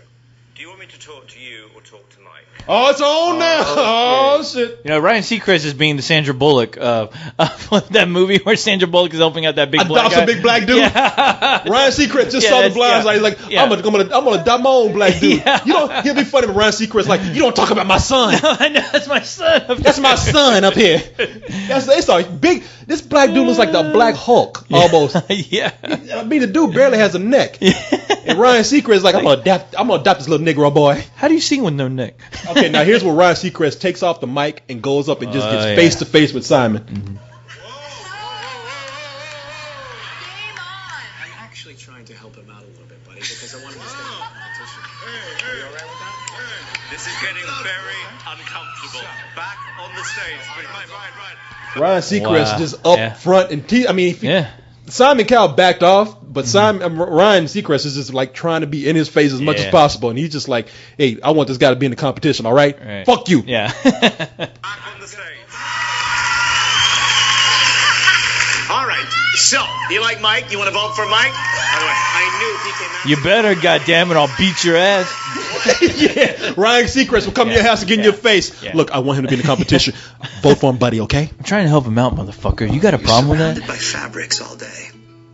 Fucking commercial here. It's a little kid putting on some cotton. Be funny, Ryan Seacrest just came in, threw that little kid across the room. But no. He yells at the mom. Yeah. Look, he's trying to put on some fucking cotton, all right? I'm trying to help him out here, all right? Okay. You got a problem with that? All right, bitch, okay? What the fuck is going on with you? I don't give a fuck who you think you are, who your friends think you are. I don't like you. Is that all right? It's like, what the fuck? Yeah.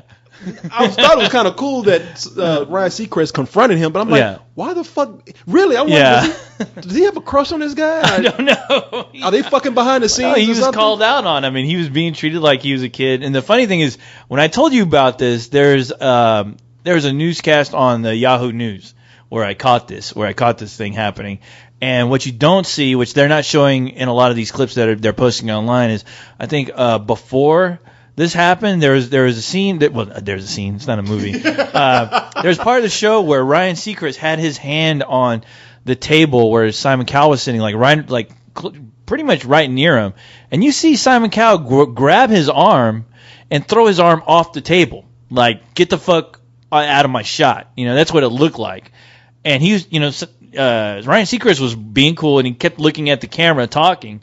But I'm sure that triggered off something. It's like, that motherfucker just grabbed me and he's making me look like a bitch on TV, on national television. So that's where there's every fucking soul in America is, I don't know why, but they're watching this fucking show and they're making him, Simon Cowell's making him look like a bitch. So yeah, all joking aside here, it's probably, I got the hiccups from this beer. Got the hiccups from this beer over you brought in. No, so he's probably upset because he felt like he got kind of treated like a little kid. Yeah, like a bitch. Yeah, exactly. Yeah, grabbed his arm through the side. He's just kind of like, look, man. You know. That's the thing. You don't fucking touch a grown man unless you're ready to fight. You're ready to fight. I mean, you just don't do that. I don't give a fuck who you are. In the streets of co-host. Fuck yeah. Okay, since we're talking about this, I'm glad I just remembered this. Okay, I was telling Cyrus the other day that at during South by Southwest, they've been having movies over at the Alamo Draft House. So when people are getting in line for these movies, there's a big line, and once they get everyone in, they have to check to see if there are any more seats where you have a group of people waiting on standby. Now, I went to go see this movie. The whole theater was packed, but they were waiting to see if there were any extra seats. So me and a few of these guys are waiting in a line, and we were asked to move closer to the wall so we won't be in the way of everyone trying to get through. So there was a guy hanging out by the wall by himself. He was like looking at his phone. So as soon as that line started heading towards the wall where he was at, he looked up and he was like, "Hey, what's going on?" And everyone was like, "Oh, we're in this line for this movie. We were told to move back." And this one guy, this one kind of real nerdy guy, looks at him and goes, "Hey, we were told to move back. So you need to move somewhere else. You need to go and move somewhere else." And I was like, "You don't tell that to a grown ass dude. He's there minding his own business. He was there first. He ain't bothering nobody. You keep your fucking mouth shut, right? Like my friend said, mind your own fucking business." This guy looks at him and he's like, "Yeah, hey, this line is waiting for this movie. You need to like move somewhere else." And the guy immediately said, "You need to shut the fuck up." All of a sudden, this nerdy guy who probably has never been in a fight in his life, turned to a Hulk. He's probably been beaten plenty of times, but you can tell he's not confrontational. He's like, "Look, and the guy's like, "No, you need to shut the fuck up right now, all right? Because I'm getting ready to beat your fucking ass." And he had this, the nerdy guy had this friend, this black friend next to him that I hate to say sounded just like Urkel. And he's like, "Look, I don't think he wants Sir, to we move." don't want any trouble. Yeah, he was telling his friend, "I don't think he wants to move." And I was thinking, yeah, fuck yeah, he doesn't want to move. He's like, you better watch it. So he looks at the guy, he looks at the nerd, he's like, "Look," and he's like, I'm sorry. And the nerdy guy just kind of looks away, and the guy like sees him, and then he eventually walks off. He walks off on his way. But I was like, I wanted to look at this guy. He's like, you need to think before you open up your mouth sometimes. See, that's what happens at these festivals, man. You get these guys who get together. I mean, because it's really one big geek thing that happens in some parts, and especially any movie being held at the Alamo, a majority of the time. Yeah, it's going to be like one of those, kind of like more like a Fantastic Fest film showing where it draws out the geeks or like the geeky movie. Well, they get it together in numbers, and they start thinking like, if I stand up as one lone geek, hundreds of geeks will be behind me. It's like, no, you still gonna get your ass whooped, all right? Fuck that, yeah. And I was like. I was honestly ready to break up a fight because that guy looked serious, and I was like, this guy, the guy who's talking this shit, you look at him and you already feel sorry for him, you look at him, you're like, oh man, this poor guy, Well, but the thing is, it's like, you know what, this is gonna be a life lesson. And knowing what not to fucking do, which you should know by now. Well, if that's what happened on American Idol, I can understand that because now you don't look. People don't know grown man like to be told by another grown man who doesn't have anything to do with what your situation is at the moment. They don't like grown men don't like to be touched and pushed. Oh no, and don't like to be told what to do. Don't. Do you? No, you see me go crazy out in public. I can't say nothing about whatever Ryan Seacrest did on this show. I probably would have been kicked off because he handled it well. Somebody took my hand and threw it to the side. I would have been right then. Right. They couldn't be able to bleep out anything. Bitch, what the fuck you doing? Get your fucking hands off me. You ready to die, huh? You grown tired of life. You would have seen me cut Simon Cowell's hand off. wearing it like a fucking medal around my neck and shit. Oh man. No, man. I never understood that kind of shit. And I don't really experience that too much, and I don't try to get into people's business. There'll be only a few times where I will actually be that forceful with someone. It'll actually have to be because it's necessary. Right. But nah, man, don't no grown man like to be touched and pushed or anything. Shit, women don't like to be treated like that. Well, I'm talking about grown women. You ever see? I tell you what, a lot of cat fights start out with women doing that shit. I've seen a lot. I've seen a lot of cat fights in my day. Yeah. Shit, and those chicks don't fucking play around. And the thing is with girls, they don't give you any kind of fucking warning. They just attack. It's like when animals attack, women fucking attack. Just the same way. It's like all of a sudden somebody says something, a trigger goes off in somebody's head and the other person's head, and all of a sudden you just see fucking arms and nails, just all over the fucking place like a cartoon. If you've seen two animals in a standoff where they just staring at each other, and all of a sudden, because you know how it is, you see, you'll be watching animal shows, and you see two animals just looking at each other ready to fight, and there's no frame in between. It's like they're standing there. Next thing you know, they're clawing each other to death. Yeah, and it looks like the fucking Tasmanian devil. It's a cloud and shit. Paw sticking out of a smoke cloud. It's a sight of fury. Because that's the way it is in life when girls fight. They do that shit. It's because it just takes that wrong comment. What you doing looking at my man? Girl, ain't nobody looking at your man. I saw you. Well, you need to control your man. If you did, maybe he wouldn't be out in the street looking at him. All of a sudden it's like two lions fighting. It's and people get the fuck out the way because it is vicious how girls fight. Yeah. And when they fight, they go for a long period of time. I have never seen a girl fight where at the end of it, both of them don't have hair clutched in their hands. Oh, yeah. It's like, where the fuck did that hair come from? Or their fucking clothes just aren't ripped to shreds. That's what's hot about it. It's like the coolest thing about girl. Yeah, no, the first girl fight I ever saw, it was back in, it was just it was a long time ago. But the outcome of it was there was a titty hanging out, and I was just like, fucking bad. And that's why guys don't break that shit up, because they know if you let it go long. Well, first of all, you can say it's two chicks, but if you get close enough, they'll suck you in. You'll be getting beat up yourself. You'll be you'll be calling that dust cloud talking about help me, pull me out. If you ever saw two roosters fucking going at it with each other in a rooster fight. That's what two girls are like. Would you try to stop? Would you try to break that shit up? Fuck no. Exactly. It's the same principle. I mean, when you see two animals fighting, period, you just say, fuck it. They can kill each other. I'm not getting in the middle of that. And that's what, really, I've seen people actually try to break up two cats. And when cats are swiping at each other, they swipe at anything that gets near them. How many times have you seen people try to touch a cat that's pissed off, and they turn around to swipe anything near them? No, your ass is shredded wheat. Yeah, exactly. And that's what girls would do. And not only will they swipe you, but they'll lock on to you. They'll grab your shirt and they won't let go. Yeah. They'll be like, fuck, get this bitch off me. She's hurting me. No, there was only one time where I had to break up a girl fight, and that was me literally lifting the person up off the ground and running them away to the other side. Just go. Go. Yeah.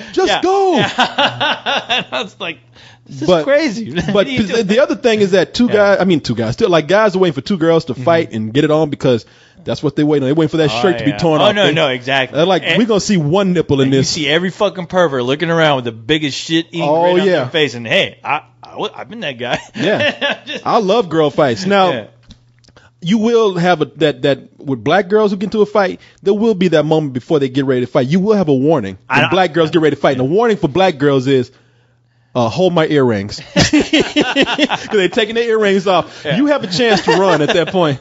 I thought it was when they take off their weaves. Here, hold my hair. Because that shit will be gone by the end of the fight. Hold my dookie braids. I've witnessed one black chick, one black chick fight, and that was my one and only time, because I'm like, the next time, seeing a fight like that, you might as well have a fucking nuclear bomb go off. Everyone's going to get affected at some point. They're going to either run into you, fall on you, and every time I even see a hint of two black chicks about to fight. I run I run across the block. You run across the county line. You in the next city. Yeah, I run across the block and I try to find a lead wall. I try to get behind that shit. Because you know the army is about to show up. It was exactly, like we got two black girls fighting. Drop the nuke.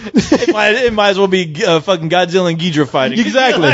Fuck that. We can't stop them. That. The only way we can stop them is to blow up the whole city. Yeah, I don't. We have two Negro girls fighting. I don't want shrapnel. I don't want a fingernail stuck in the back of my head.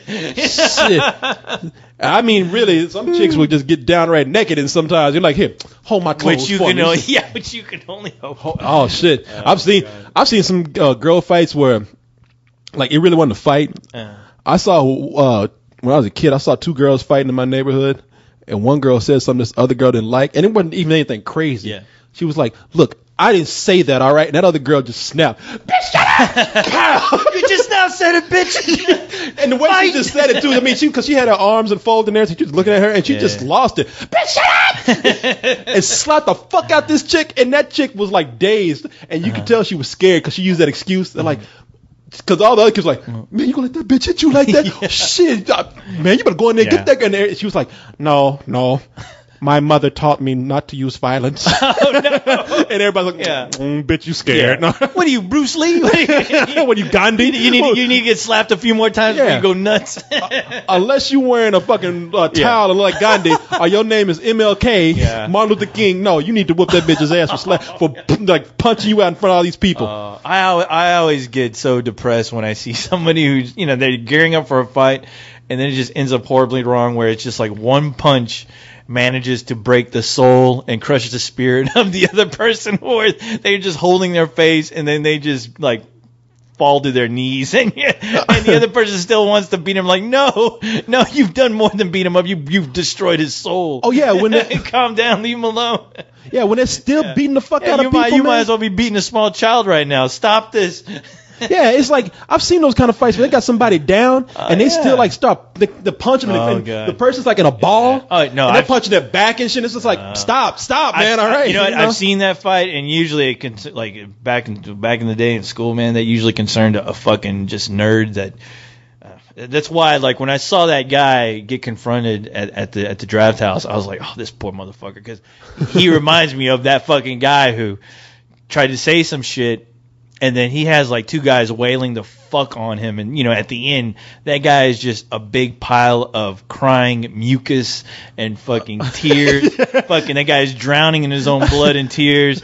Just like, he looked like his fucking stepdad just beat the whole living fucking shit out of him. And I'm just like, oh man, that I feel like I've been beaten up. Oh, isn't that the worst when you in a fight where you feel like you've been beat down? Yeah, I was like, oh shit, that's a human being right there. Some people talking about violence is not the answer. That means you can't fight. No, because if you get beat down, you're gonna defend yourself. Yeah. Hey, look. I ain't saying violence is the answer where, you lose a checkers game and you want to punch the person next to you. No, violence is not the answer there. If somebody's fucking, if they're punching the shit out of you, violence is all the answer, all right? Yeah, Or running. Yeah, I was about to say, either that or I fucking hope you got a good pair of running shoes. You're a good runner. Yeah. Man, I got the fuck out of there. Yeah. There's no shame in running. No. You'll be alive. I will say that there is an alternative. Good running shoes. Yes. Violence is not the answer. Yes.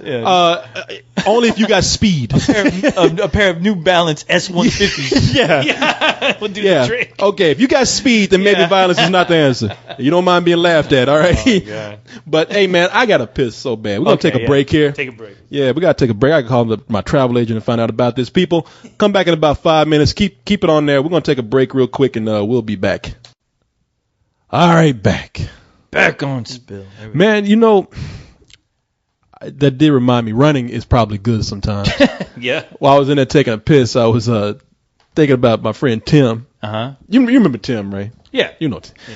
I mean, I threw a party back in college, and Tim was dating this girl, and her ex-boyfriend showed up, and the guy was cool. And I don't know what happened between the time that Tim met the ex-boyfriend to the night when I was trying to clean up for the party and get out of there.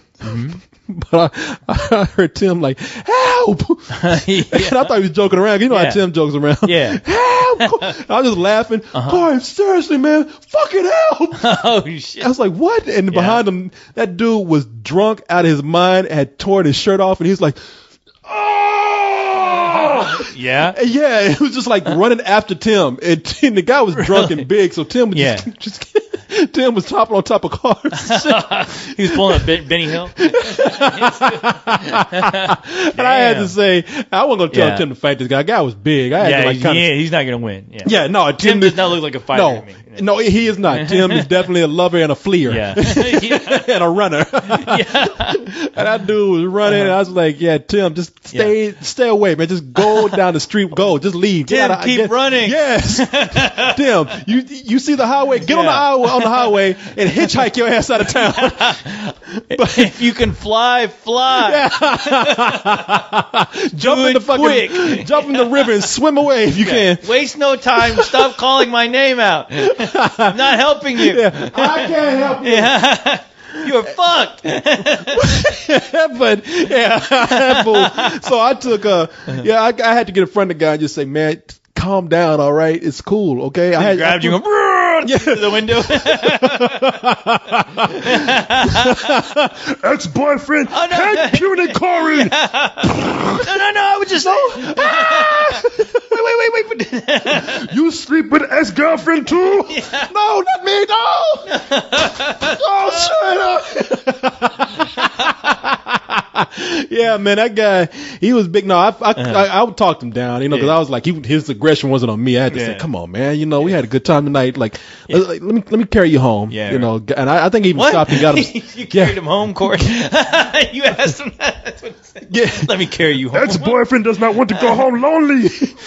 Corey, carry me home. Go home and have man sex with Corey. No, I didn't mean that way. No. Wrong choice. Hey, Tim, wait up. Wrong choice of words. No, I talked to him. I took him to get something to eat, and I took him home, and he was just drunk and him. Damn. But Tim was.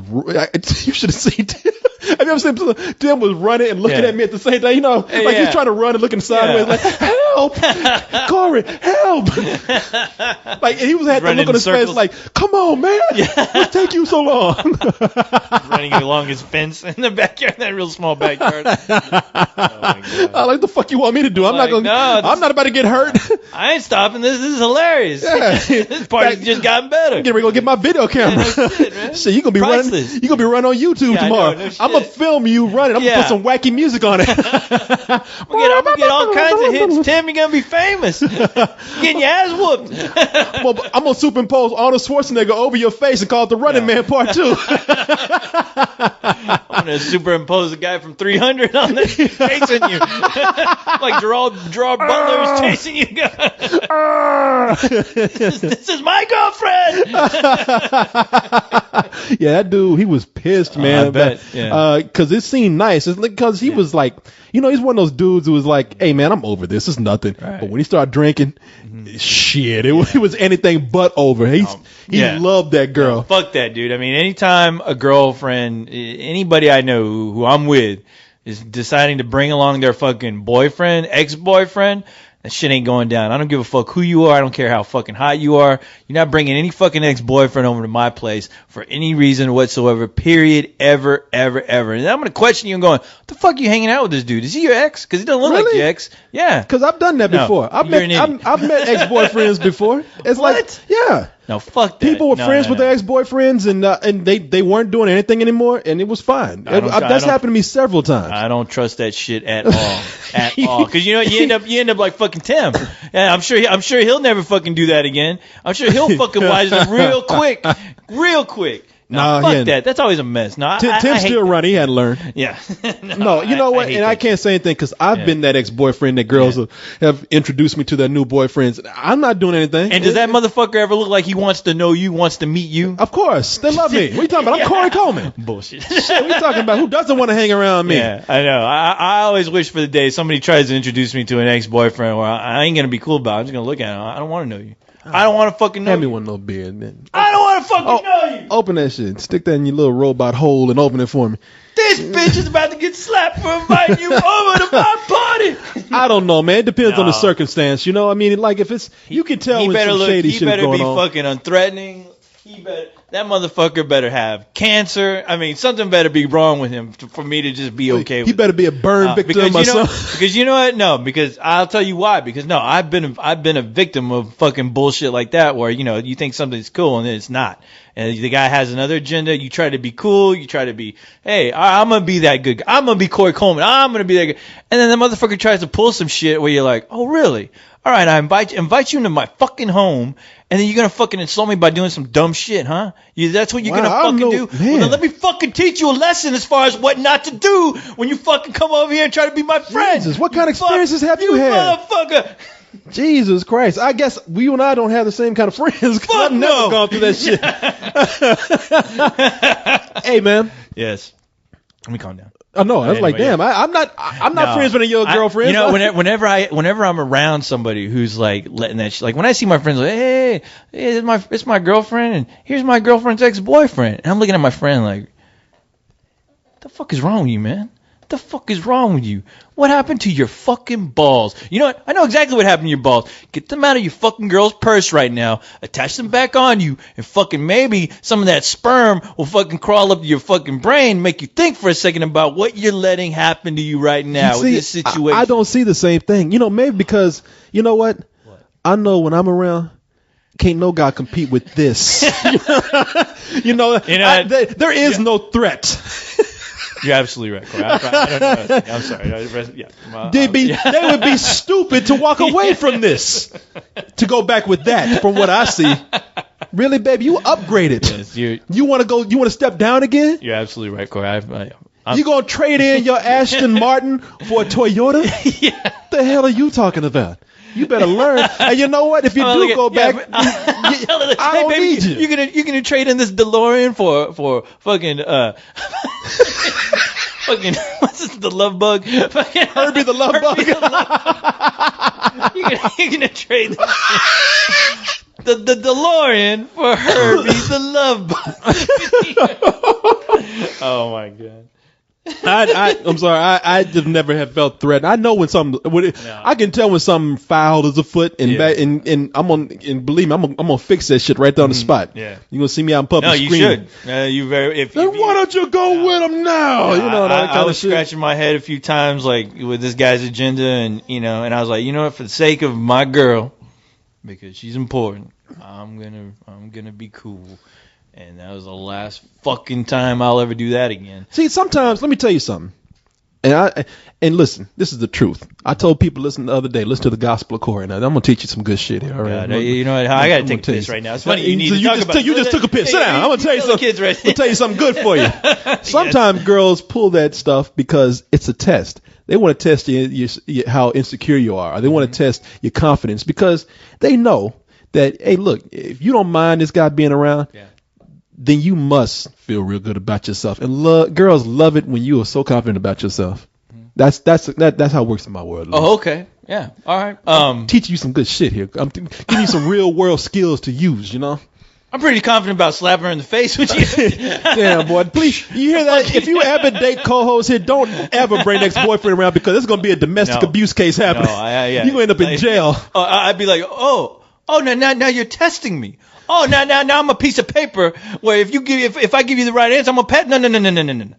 You don't test me. I test you. That's how this shit works. How's this work? What did you turn to a black one all of a sudden? You don't test me. You don't test this, bitch. Jesus Christ! You just see that, and that's what you just scared every girl out there who loved you because they're like, oh shit, now he hits women. All because I brought my friend around. I just brought my friend around. I can't. He wants to hurt me because I brought a friend around. I can't hit women. I have no arms, Corey. And you can headbutt them.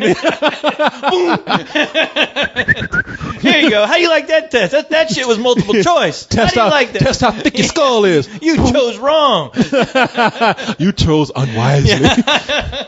Hey man, let's talk about something here that's movie related. Okay, yeah. Christopher Nolan. That's right. Talking about his plans with with Superman. Yeah, he's talking Superman. Now, I don't know what to believe anymore about this because rumors came out about him being involved in Superman, and they came out and said, "Oh no, those weren't true. Don't believe what you hear." Yeah. The studio denied it. Yeah. And now I'm reading a story here in the Los Angeles Times, and this is old. I know we were supposed to talk about this last week, but we're going to catch up with it this week. And it says Christopher Nolan has super ideas. One of those look cheese-ass headlines. Yeah. The topic at the Batcave on Monday night was the future. Can't you see this? Oh, Jesus. It's the New York fucking Times. Y'all got to write like, I'm sorry, it's the Los Angeles Times. Y'all got to write like this. Word on the street at the Batcave is. Come on. Okay, we get it, all right? Yeah. Jesus Christ. Party har. Yeah, okay. That was clever. I'm glad you kept that in there. You can get an editor at this newspaper. It says here there's a Monday night was the future of that other superhero. You know, the one from Metropolis. He's from Krypton, goddamn. It's very exciting. We have a fantastic story, Christopher Nolan said, while sipping tea in the sleek editing suite that fills the converted garage adjacent to his Hollywood home. What the fuck was that a novel right there? I know, yeah, damn. Where he was sitting. Yeah, just say he was in his editing bay drinking some tea. He was sitting talking some shit, yeah. Yeah, what is this, a Dr. Seuss book right here or something? Yeah, I know. He was sitting, sipping seasoned tea. On a midsummer's night. Yeah, that's like, did he have on a Cat in the hat too? The fuck are you talking about? Yeah, what's the color of his shorts? And he said, no, I do not like green eggs and ham. Yeah. So he was at home sipping tea, and we feel that we can do it right. We know the milieu, if you will. We know the genre and how to get it done right. So I guess they're saying that they're sitting in front of Christopher Nolan, so it's coming straight from Christopher Nolan that he knows how to do Superman right. And hey, well, you know, we always say, given his track record with Batman, yes, he has understood the superhero genre at least cinematically better than a lot of people out there. Yeah, he's a talented director, and his films can, you can see that watching his films. Yeah, it says here that Nolan was standing next to his wife, producer Emma Thomas, his partner in all of his films, including Batman Begins and The Dark Knight, the grim franchise that pulled in more than $1.3 billion at theaters worldwide. And he was explaining their plan to take on a challenge that has frustrated Hollywood for 2 decades, getting another Superman film franchise off the ground. Yeah, because they've been fucking up Superman, if you ask me. Yeah. Nolan, speaking of the Superman project for the first time, is pleased with the excitement stirred, but like the magicians portrayed in his listen to this sentence here. Like the magicians portrayed in his 2006 film The Prestige, sees no value in revealing all of his tricks before the curtain goes up. Just say he doesn't want to say. All right, he doesn't want to talk about it. What the fuck is going on here? Did Dr. Seuss really write this shit? See, that's why. Yeah, this is somebody who wants to write a novel, just trying to like make more of an article. Every than time I try to think about writing movie news, I'm always thinking, I know some motherfucker wants to read that type of shit. Yeah, I refuse to do it. No, I want to get to the fucking point. I think more people got shit to do. Corey. More people than not don't want to read this kind of shit. They want to get straight to the point. Okay, you want to write a book. Okay, this is an article about Batman and Superman. Okay? Be clever there. Yeah, exactly. Still, he wanted to answer some of the early questions about his plans for Superman, as well as his third visit to Gotham City, which they say they're going to end with the third one, which is cool with me. Right when they started doing Batman Begins, that's all I heard about was they were gearing this up for a trilogy, and that's it. I was just thinking about this. There's few movies that have really been able to maintain the quality throughout, through the whole trilogy. I'm trying to think of 3 movies that during the third film did not falter in some way, but actually was a better film or equal as the first 2. Can you think of anything? No, I mean, well, I can always. Well, I hate bringing up the Evil Dead trilogy, but that third movie just was something else. But then again, I hear people who say they love the third one more than the second one. Now I'm talking about. I'm not talking about camp movies. I'm not talking about like slasher or horror films. Okay. Somebody here was talking about Friday the 13th. I mean, I'm talking about like movies that actually. And a lot of people see that's the thing. A lot of people would say that Evil Dead 3, Army of Darkness is not even like the same film almost. I mean, I say that. Yeah, I mean, it's not. But then again, there's people who argue that they enjoy that film a lot more than part 2. I guess Lord of the Rings is the closest thing we've come to that. Yeah, that would be the only thing that comes to mind.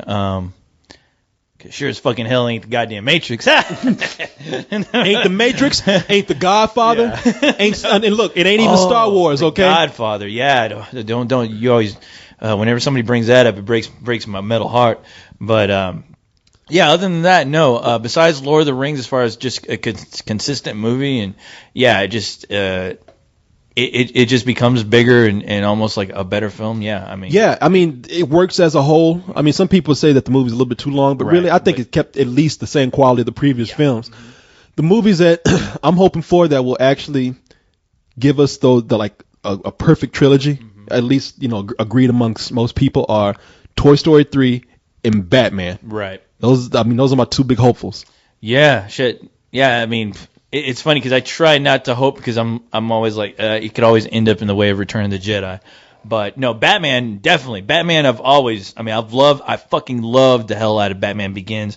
Watching The Dark Knight, I was like, wow, it's like you went above and beyond what I thought you could I couldn't even imagine what you would do with a sequel, but you went so far and beyond my expectations. You threw that pole across the street as far as raising that pole up as far as where people should go. I mean, wow, but yeah, I mean, I would love to see them. I'm not even asking. I don't even want anything to top it. I just want it to be the same, just the same quality story. I'm not looking for a better film. I'm looking for something that's just as good. Yeah, just has just as about as much substance and relevance, and just a good film. I mean, and it's great that in both cases of Toy Story and Batman, we have the people involved throughout the whole thing that have made it great. I mean, Christopher Nolan. I mean, because let's look at Star Wars. They changed directors for Empire Strikes Back. Yeah.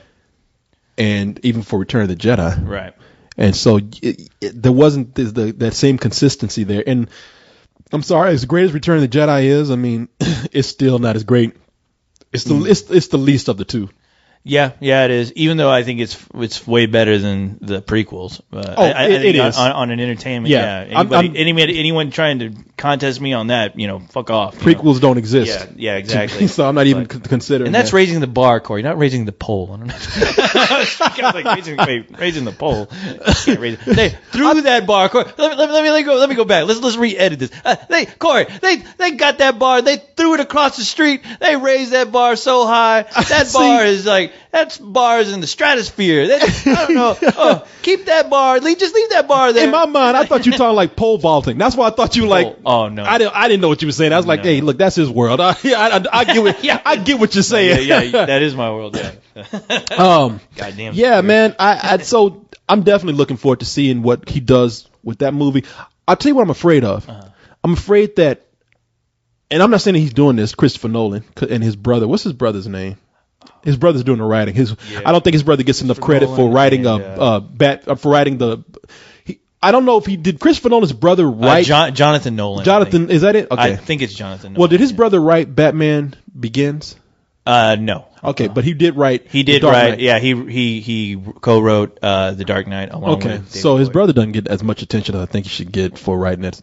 But even though he also wrote Terminator Salvation, even though he was uncredited for it. Okay, I think he helped some with some. Okay, I won't even hold that against him. But I know him and David Goyer wrote that, and he should get a lot more attention. But anyway, Christopher Nolan is in like he's in the spotlight. He's the forefront. He's the guy who's the ringleader. Mm-hmm. He's the boss man. Yeah. And I'm afraid that he's getting so much praise now that he might be becoming a little too overconfident. That's why he's trying to take on Superman at the same time with Batman. And I really hope that he just concentrates. And look, I'm not saying he won't because the guy's proven himself. Right. I'm just afraid that, he'll get overconfident. They'll want to pull him in all different directions, and he'll do it. And I understand why you say that because that's usually the case, as far as when these directors get hyped up and they have a good track record, and then they have all these other ideas. Jonah Nolan might be the name. I think it's Jonathan. But okay. Yeah, I'm sticking with Jonathan. But anyway, yeah. As far as I see what you're saying with that. It's just that guy. He just seems very. Like when he was doing the interviews, I think, of course, I'm sure that article described he's very just calm and, he didn't even want to talk about it at first, as far as getting questions because, I mean, I know he doesn't want to oversell it, But I thought it was pretty cool that, he was excited to at least tell somebody about this whole Superman idea, because it's like reading that article, it sounded like he was excited. When he was told the story, he was like, this is something entirely different and something new, and it's exciting to hear about. And me and my wife are so excited about it that we want to fucking tell the studio about it, because we feel like this has to get made, Yeah. And with that kind of enthusiasm, that just brightens up my world, because I'm like, at least he's passionate about it. And coming from him, I mean, yeah, that's good. It's great to hear. It's great news to hear, as opposed to somebody who, I don't want to throw Mark Millar in this, but where, he writes comics, and yeah, he's very persistent with his story idea, but when you listen to it, it's like, that's not really a Superman movie I want to see.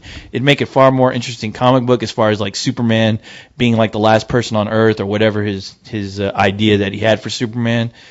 You can look it up. Superman being the last person on Earth. Yeah, his Mark Millar has been trying to get the studio at least to pay attention to this story idea that he has for Superman. Every time there's any news about a Superman movie, you'll always get a quote from him where somebody will interview him, and they'll say, "Well, we've heard that you've for a long time you've had a lot of interest in doing a Superman film," and he goes about telling him the story idea, where I think all I remember from it was that at the end of it, like, Superman is like the last person on Earth, like it's like an end of the world. Look, nobody wants to see that shit. All right, yeah, no. and it just seems so out there, where I'm like, you know what? That would make a better comic book than a movie, because you're going to alienate anyone who knows about Superman from what they've seen from the movies. They're not going to understand what your point is you're trying to get across. Look, let me tell you, comic book fans, something out there, because the comic book fans always say they want to see some storyline, a plot line that the rest of the general public doesn't know about. They want to see that made into a movie. Nobody wants to see that shit made into a movie. It's not going to get made, okay?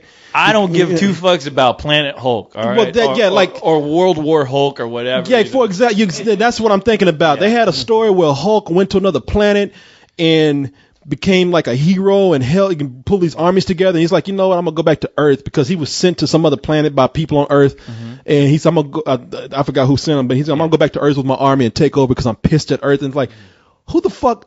Who would care about that outside of just like that real geeky comic book reader? That very small fan base. Yeah, who reads that shit. Yeah. And you know what? I'll be the first to tell you, I think that plot line was stupid. Yeah. No, I never read it, because, I mean, I don't care how many people come up and tell me, you need to read this, co-host, because it's fucking good.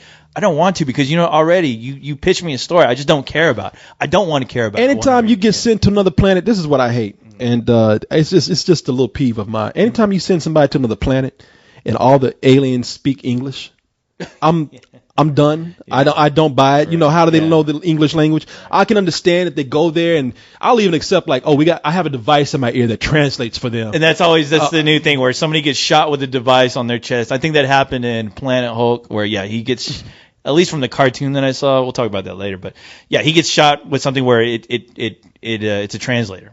Oh, okay. Well, you know what? Scratch everything I said. That all makes sense. That all makes sense now, Corey. I accept that. Okay. No, but I get what you're saying, because the thing is, like, this whole Hulk, and I know we're talking about Hulk now, but everyone was trying to sell me that story. I need to read it, and I was like, I just don't care. And the thing is, they even went out and put out recently a Planet Hulk cartoon. Oh yeah. Right. And I actually saw it. And when I saw it, I was like, it's okay. It still looks like a Saturday morning cartoon to me, but it's a decent story, but I still don't care. I can't recommend this to anybody who's a Hulk fan, or just like somebody like you, because I'm like, you know what? Yeah, Hulk gets sent to another planet. He basically becomes it's like Gladiator with the Hulk, and he's fighting these aliens, and the story gets ridiculous, and I'm like, well, it's cool. I just don't care. I just don't care about that shit either. It's like you make a movie about that. Let me tell you something. If I was a studio head, and some guy came up to me and said, I want to make this Hulk movie, and the other, I'm saying like the Edward Norton Hulk hasn't even been made yet. It's like, hey, you guys want to reboot the Hulk? We got this Hulk story here where Hulk goes to another planet and recruits all these aliens to be in his army. I'd be like, you know what? You're fired. Yeah, exactly. How am I supposed to pitch this to the general public? Mm-hmm. So you telling me somebody wants to come up and pitch a movie about Superman being the last man on Earth? Nobody wants to see that. Yeah. The general public wants to see Superman out there rescuing human beings, fighting crime, and hopefully in the next installment fighting somebody other than Lex Luthor, fighting some super badass, some super villain.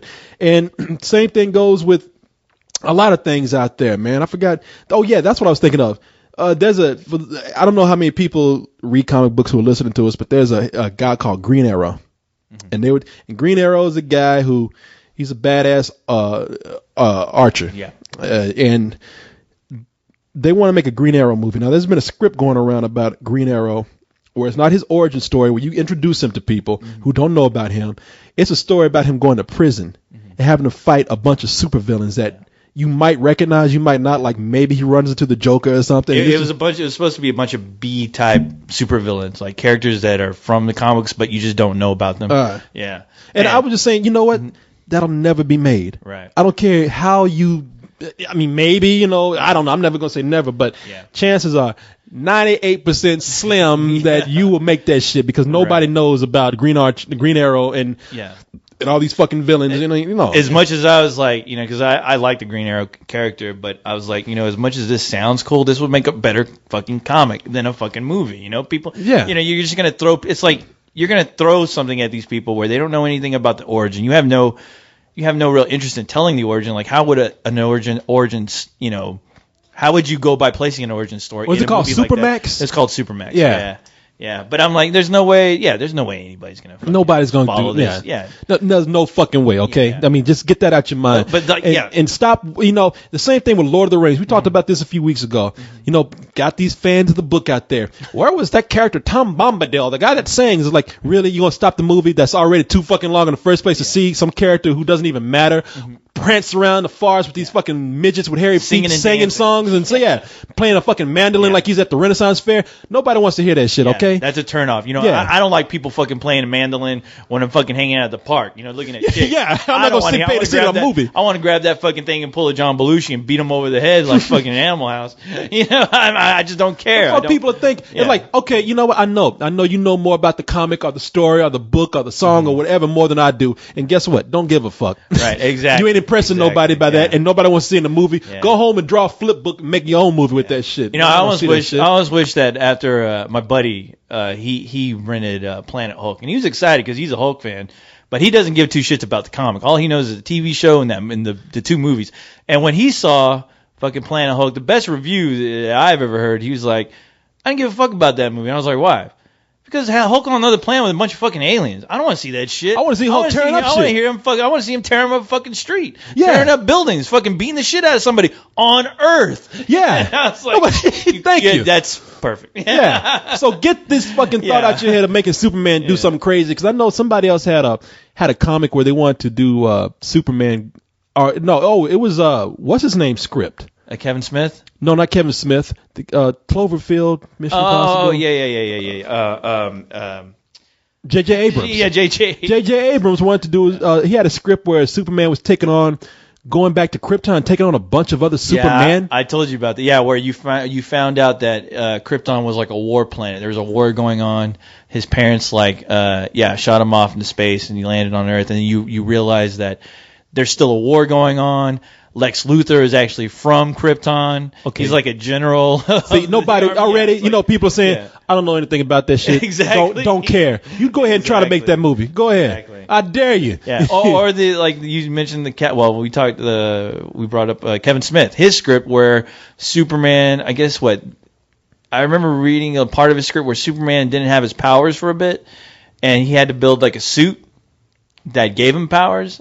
And even that, I'm like, I don't want to see that. I don't want to see fucking a Superman movie where Superman does not have his powers and he has to rely on a goddamn power suit. Yeah, see, Christopher Nolan did the perfect thing.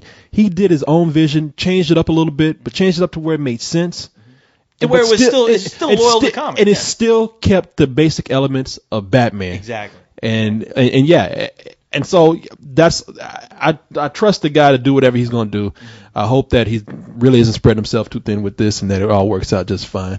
Let's see here, man. Real quick, we're talking about getting some art directors in for Twilight. The Twilight Saga. Let's see, they got.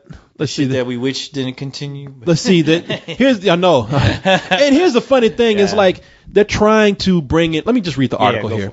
Gus Van Sant, among arty directors, headhunted to give Twilight edgy appeal. I bet Gus Van Sant is saying, "Why the fuck would I want to do that?" Right? Yeah. No. He's far from. But I don't know. Maybe he's surrounded by a couple of hot guys. Taylor Lautner,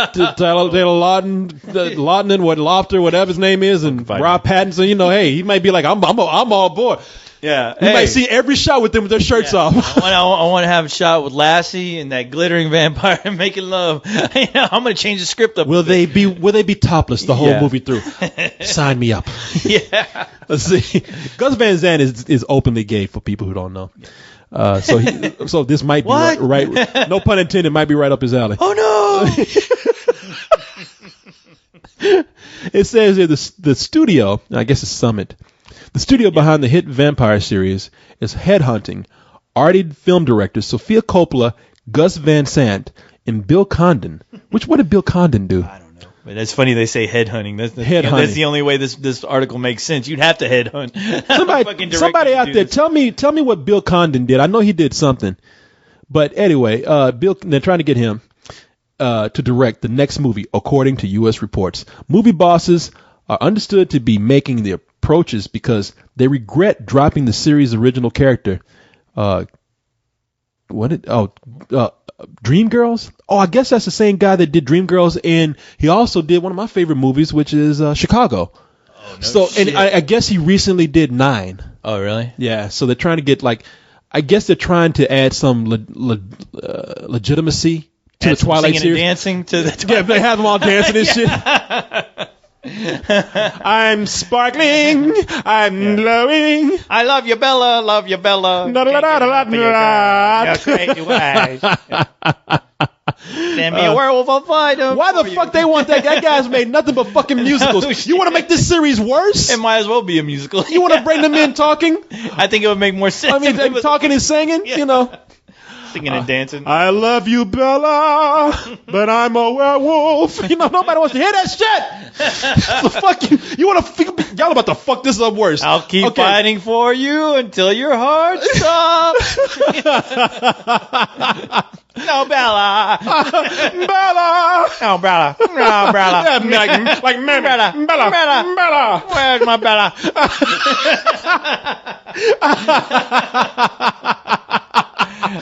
Brought you by the dub. Mammy, Bella. Yeah. But man, y'all gonna just you have something good on your hands.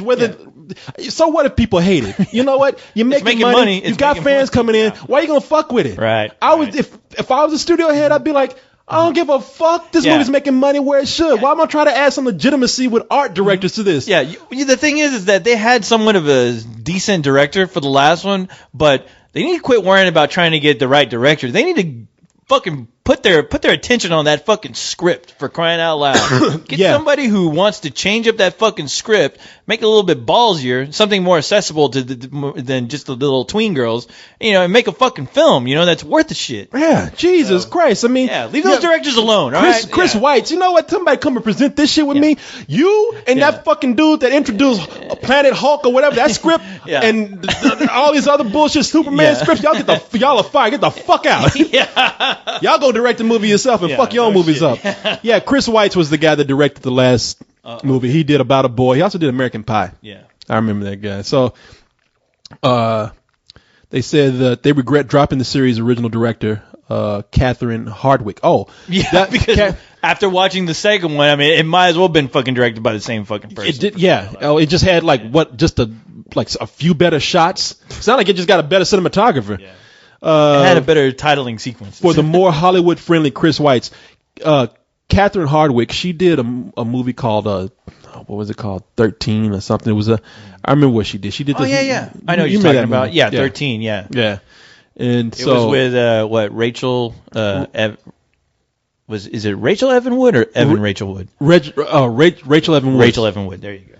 Yeah, she was in it. So now the studio, Summit, is chasing directors known for their more distinctive, quirky films to regain Twilight's edgier appeal. The first Twilight had edge? Yeah, right. The fuck no. Kind of edge. What the fuck are you? They don't know what to do with themselves with this. They're making money, and they still don't know what to fucking do with this series, man. It makes no sense. It's working. You know what? Yeah. You can hire the janitor to work on that. Girls will come out and see it, all right? I hire your cousin to fucking work on that. Yeah. you want a good Twilight series, huh? Yeah, let me drink like Twilight. Let me tell you about the business of that. We'll put every other shot's gonna have my lips in it. Let me read the script first. It's good business. So far, Van Zandt is the only one of the three to confirm that he has been approached. He is understood to be attractive to Summit, having made, make it sound like a student wanted to have sex with him. Having made his name with such films as Drugstore Cowboy and My Own Private Idaho. That capture the broody teenage experience. You know, he also did being gay. Yeah, exactly. He also did Good Will Hunting. Yep. Mm-hmm. He's I'm ready to read that sentence. And he already has the backing of Twilight's biggest star, Robert Pattinson, who reportedly said the director would be his first choice. He'll hit on you in every every break they have. You sure you want to do that? No, I'm just a kid. Can you put me in more scenes? Robert, take the shirt off more. I want to see my awkwardly hairy white chest. He's good at making it look beautiful, Pattinson said. It's all about teenage love and obsessions. I think Gus would be great. It's not going to fucking matter. No, all right? Man. You think these fucking girls and these 40-year-old women that give a shit about an artsy, quirky director? Yeah. I guarantee you every single fucking tween fan of Twilight cannot name you the first two directors. Yeah, exactly. I guarantee it. And you know what? And after that, they say, "And who gives a shit?" Yeah. I don't give a shit. You know what they say? I want Robert to direct it. I want to suck Robert's dick. That's afterwards. Yeah. Sparkling and everything. I want it to be in 3D. I want it in me. Put it in 3D and make Robert Pattinson's dick come to the screen. I want to suck on that werewolf penis. I want him to make me go, oh, do me under the full moon. Yeah, it's just making 3D, put Rob Pattinson's moon up there. Yeah. You girls can have that shit. I definitely won't be seeing that. Corey ain't having it. No, hell no. The fuck is they thinking with this? I don't think there's any thinking going on. This is the fucking nuttiest news I've ever heard in the past few months, man. This shit right. Usually you get different directors when the shit ain't working. Yeah. Oh yeah. Say all you will about Twilight, it's working. Yeah. It doesn't matter who directs it. You know what? I nominate a fucking chimp to direct the next movie. Yeah. There you go. Get Bubbles. Yeah. Get Michael Jackson's chimp. Is that chimp dead? Then get Son of Bubbles. Get Tracy Morgan. Get Tracy Morgan to direct that shit. I'll do it. Yeah. You can go left. Yeah. Now go right. I'll direct the Twilight sequel. That's crazy. I'm directing. You know who would be badass though? Who? I would see this in a heartbeat. A Twilight movie directed by fucking Sam Raimi. No. Spike Lee. No. John Waters, dude. Oh. I want to see a werewolf take a shit and have one of the characters eat it. I would love to see James Cameron take it. Make it 3D. I would love to see James Cameron take it. Yeah. And it has nothing to do with the book. It's Aliens Part 3. It's Aliens with vampires. Aliens Part 3. That's all it is. It's not even had nothing to do with Twilight. It's Aliens Part 3. Replace Robert Pattinson with Sam Worthington. It's full of guns and have shit. Bella replaced with fucking Sigourney Weaver. Shit, fucking have Rob Pattinson replaced with Arnold Schwarzenegger. Oh shit. Vampires! Run! Oh my God. What happened to that? Hey, what happened? Stop being the pansy. Yeah. What happened to that werewolf? I let him go. Come in and just rip their head off the fucking werewolves. Yeah. I just would love to see him take the spine out of Taylor Lautner in the movie. Yeah. You're nothing but a puppy. Come here, doggy. Hey, doggy, I'll punch a hole in your goddamn chest and rip out your goddamn spine. Werewolf, you're nothing but a chow. Suck on this. It'd be funny. Rips the fucking woman's spine out and throws it. Fletch puppy. Yeah. Fucking get and put that shit in 3D. I'm all for that. I'm down. Yeah, goddamn it. Get fucking Lee Daniels, the guy who directed Precious. Turn all the vampires into black fat girls. Yeah. I'll drink blood. I eat chicken. I'm just hungry. I don't care. I want Monique to replace fucking Stewart. What's that chick's name? Kristen Stewart. No, from Twilight. Kristen Stewart. Is that her name? Yeah. Oh yeah. Okay, you got it. You know her name. Why'd you go marry her? Yeah, replace Monique with for Kristen Stewart. Yeah. That'd be badass. I'd watch that movie. Could you see it the movie over? She just grabbed Rob Pattinson by the back of his head. Yeah. You gonna love me because I'm precious. Yeah. Hitting him upside the head with frying pans and shit. Let's see, man. She's gonna turn into a werewolf. That movie turned to Blackula after a while. It definitely would. Let's see here, man. Another news here before we move on. Corey Haim, man. Yeah, that's right. Corey Haim, we just mentioned him last week. He died. Mm-hmm.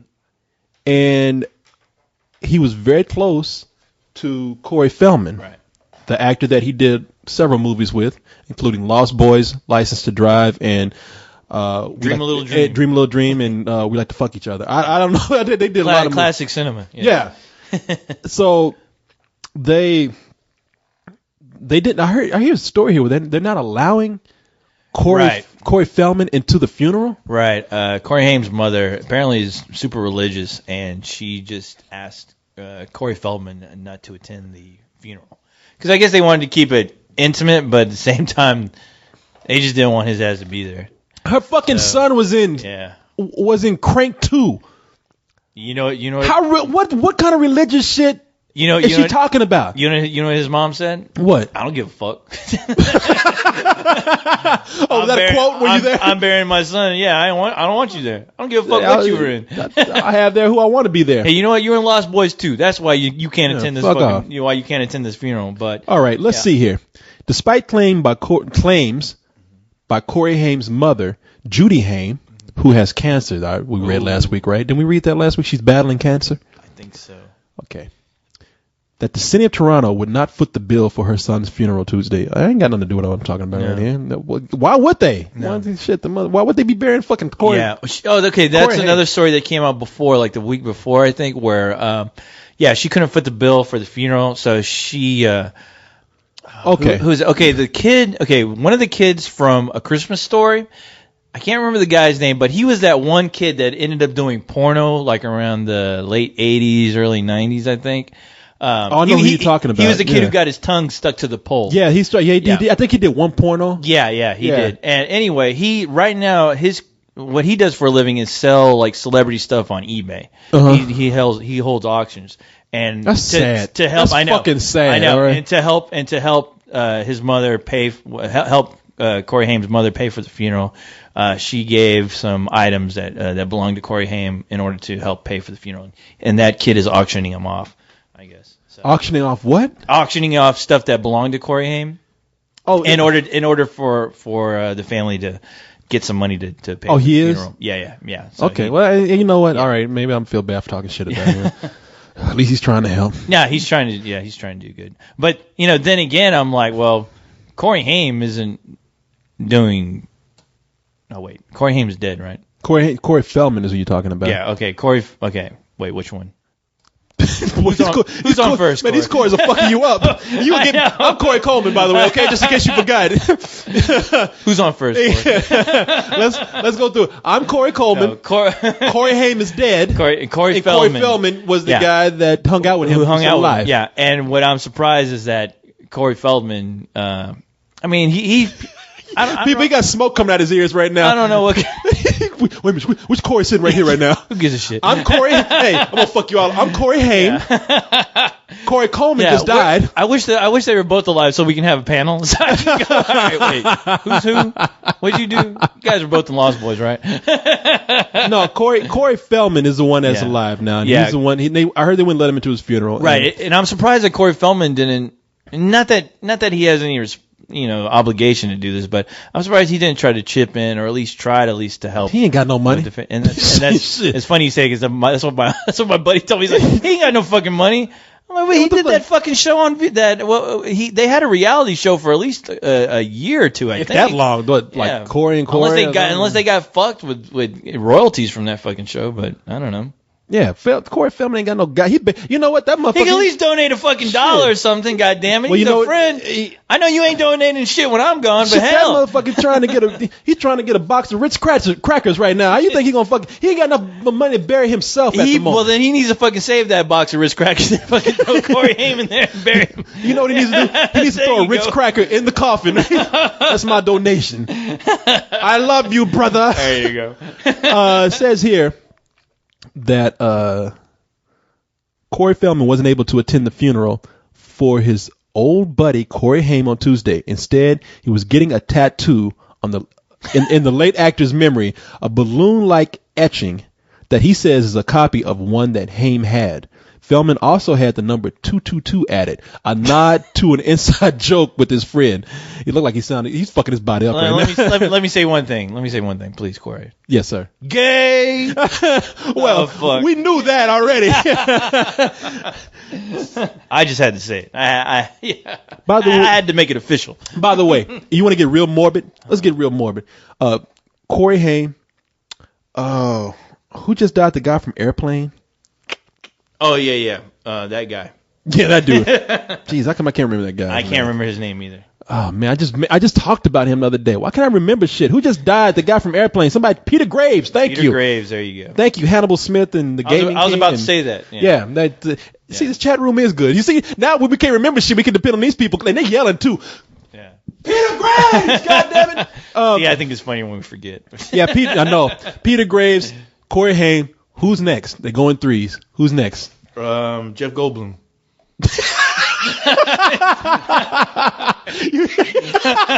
You just pulled that name out of nowhere. And you know what's scary? Yeah. You know what's scary? You're going to be right. I know. I'm telling you. I know this shit. Negrodamus. That's the Negro part.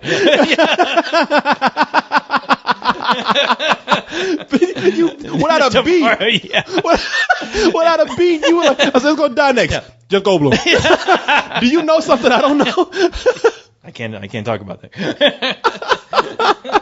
If somebody, I'm taking names here. Okay. People, who do you think is going to die next? Now, somebody said Vanilla Ice. No, he can't go. He's a national treasure. Because you know what? The game is messed up now because when the people say that, you want to think about old people. Right. But it's been people who are a little bit younger who are dying now. Oh, yeah. And I'm thinking, because my immediate guess is Andy Griffith. But here's the thing: is Andy Griffith he's not. See, that's what I'm saying. He's still alive. Okay, all right. Is Mickey Rooney dead? Not Andy Rooney, the guy from 60 Minutes. Somebody tell me, is Mickey Rooney dead? Somebody said I want Robert Pattinson to die next. He ain't dying. He's gonna be around to annoy your ass for a long time. Okay, Mickey Rooney. That motherfucker has been around for decades, true. man. I know. And that's another guy who I assume is dead. I want him to die because he just looks tired. Back in the fucking 80s, man, he made that series called Bill, where he played a retarded older guy. Yeah. I just remember because a younger guy came in, took care of Bill, which Mickey Rooney played. Yeah. Because nobody was looking after him. I just remember the scene where they took this younger guy. I forgot who was playing the younger guy, but he took Bill to a family picnic or something, a family dinner, and Bill just went crazy with the fried chicken. He just kept grabbing chicken. He's like, I like fried chicken. I like chicken. The guy was like, Bill. And the guy, by this point, Bill had like a plate piled high with fried chicken. Chicken. And the guy was like, Bill! And Bill got his feelings hurt. I'm sorry. No shit. And back then, Mickey Rooney looked like he was on his deathbed. And I'm just thinking today, Mickey Rooney, they must have him like hooked to a machine or something. Yeah, as I was about to say, he always looks like he's fucking dead. Whenever you see him, like 10 years ago, yeah, you're right. He looked like he was about to fucking, he's just about to keel over. Yeah. And when you see him on TV talking, hi, this is me. I'm like, well, somebody shoot this guy already. Yeah, like, this is some goddamn puppetry going on with this guy. No, he's not alive. I don't think he's alive. Oh no. My guess is going to be. I'm not gonna go the hard route because it's easy to guess like who's a younger person who's on drugs right now or whatever. Because who would have guessed that Brittany Murphy would die, man? That came out of nowhere.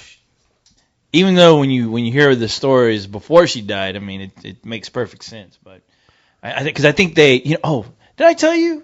Maybe I brought it up last week where there was a DVD cover of her dead in a bathtub. In a bathtub, yeah. It's so creepy. Like when I saw it, I was like, "What the fuck?"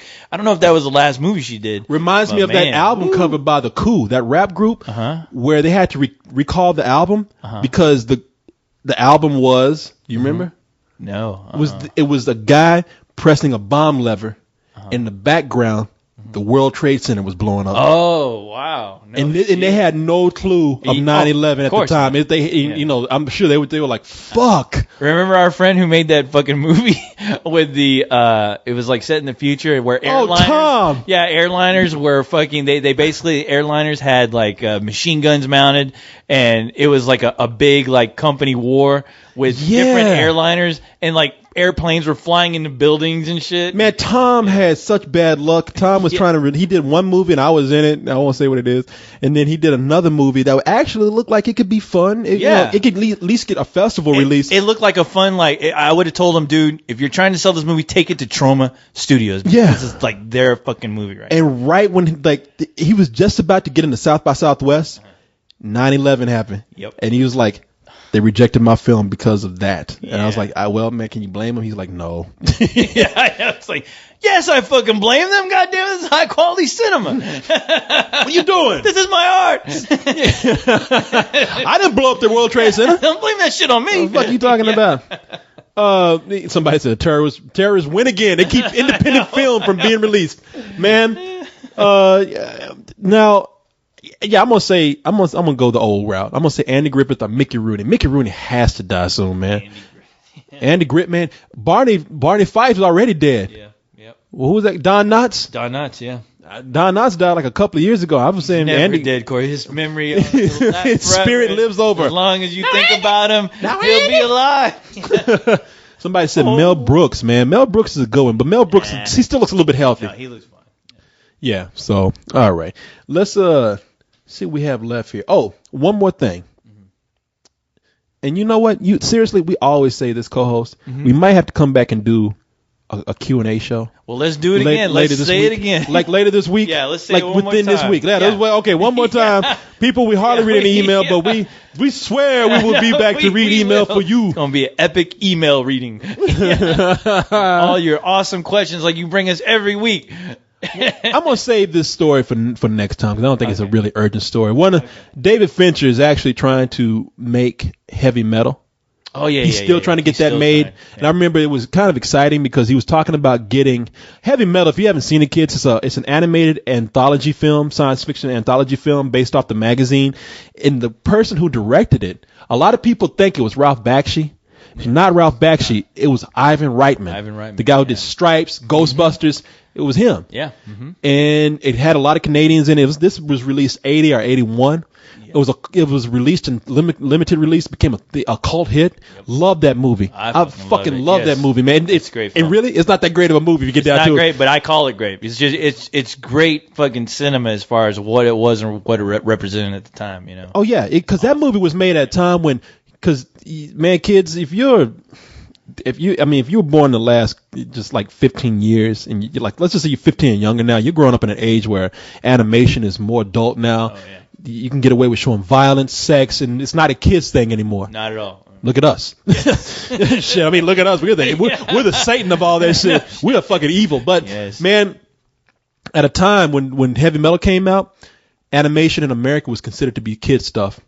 And it was a major thing for this movie to be made, an adult animated feature. Not only the adult animated Because you can see some adult animation in short film form, but this was a movie. No, this is a movie. I mean, it had nudity, for crying out loud. You saw all kind of violence and everything. You saw vagina shots. You saw people getting killed, blood. You saw people melting, for crying out loud. Oh yeah, badass. it was fucking awesome. I mean, this is everything I wanted He-Man to be at the time, and I was like, wow, wowee. But yeah, no, it was great for its time, and yeah, David Fincher, they've been talking about this project forever. Yeah, and the last thing I heard that James Cameron was somewhat interested at some point. Well, let me read this, because they had some big names attached to one to make this. Because back then, it really wasn't a lot of known names, and they made a sequel to Heavy Metal, which was terrible and did terribly. But David Fincher, awful. David Fincher, the guy Benjamin Button's Fight Club 7, decided to pick this up and go with it. Alien 3. Well, no. I don't count that. But if you really ask me at the beginning, I don't think trying to do an anthology film for theatrical release is the smartest thing today, because anthology films just don't do well. No, they don't. But yeah, who knows? With the names involved, maybe. Yeah. So here's what they had involved. The movie seemed to be set on track in April 2009 when it was announced that Gore Verbinski, who did Pirates of the Caribbean and The Ring, and Zack Snyder, Watchmen, 300 were attached to direct a segment of the anthology. The project got a further boost in August with the addition of director James Cameron. However, excuse me, I'm crying now. It's so nostalgic. However, there was nothing more heard about Fincher's Heavy Metal after that August announcement, leaving many to assume the project had once again been aborted. Here we go, though. Something new has been added. The Deadline article made no mention of Verbinski's involvement, but confirmed that Snyder and Cameron are still attached. It's likely that the new push being given to the project has more than a little to do with the involvement of Cameron. So James Cameron, after Avatar, still wants to be involved with this? Fuck yeah, dude. He has passion. Something needs to be done. He's going to do it. When it was first announced that Cameron was attached to the project, he had not had a movie that he had directed in theaters in more than 10 years. However, since the announcement, Cameron's 3D epic Avatar has become a cinematic phenomenon, grossing more than $2.6 billion, not million, but $1 billion worldwide. Cameron is now a hot commodity and something of a spokesman for 3D technology and giving consulting advice on 3D shooting techniques to other filmmakers. The original Heavy Metal animated movie that had limited theatrical release, but blah, blah, blah, blah, blah. Okay, they're not saying anything. I don't know. It says that David Fincher is shopping this around. That's all. Good. And he shouldn't have any problem if James Cameron's still attached. Let me just say this: I'm not going to try to argue with an article here, but as we know, some things come out that aren't true. Right. I want to say that James Cameron can give a fuck about this project. Oh, really? Yeah, I don't think he cares anything about this project. I don't think he wants to be involved. I think he's got something else going on. I think he's concentrating on Avatar 2 or some other thing. I think this would be a distraction to him. Now, I hope that something like this would happen. I'm not even getting my hopes up. Yeah, I mean, because how can you? Because this story has been going on for God knows how long. Yeah. But I don't know. I mean, if Cameron, because the story I read was that Cameron was interested, and I want to say he approached them. And it's not so much Cameron has to go and direct something. He can get somebody. He can flesh out a story, or he can hire the right people to come up with something to contribute to Heavy Metal, which I think would be cool. As long as his name is attached. You know what? All he can do is just put say, look, I'm an executive producer. Steven Spielberg, from what I understand, correct me if I'm wrong, people. Somebody, I will look at the chat room, correct me if I'm wrong. Steven Spielberg, his name is he's an executive producer on Men in Black. Right. Did fucking nothing on that movie. But lent his name to it. Nothing. Oh yeah. Nothing. I think there was something that he did that was very small. And isn't that usually a money thing too? When you're a producer, everybody knows that producers. The textbook description of a producer is that they go out, they get money for projects, they secure the actors and the director, and they're pretty much the hand that gets the ball rolling for a project. Which I can understand with like Transformers, because I'm hoping to God he had no part in what happened with those movies. Yeah. Besides just say, hey, all right, I'll help you get the ball rolling as far as.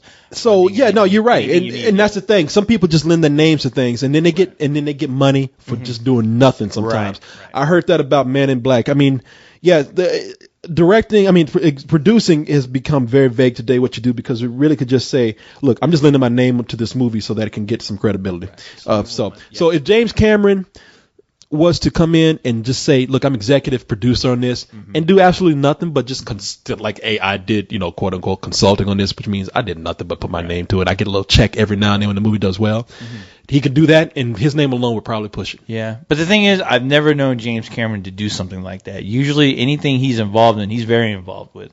So, but who knows, but we'll just wait and see what the fuck happens, You can't do shit unless you have somebody backing you, and unless everyone's on board and you actually have a final script. You have a product that you're gearing up to make. So, I'm sure we'll be following this story because we've been following it for the past probably couple of years. But we'll wait and see what happens. That's all we can do.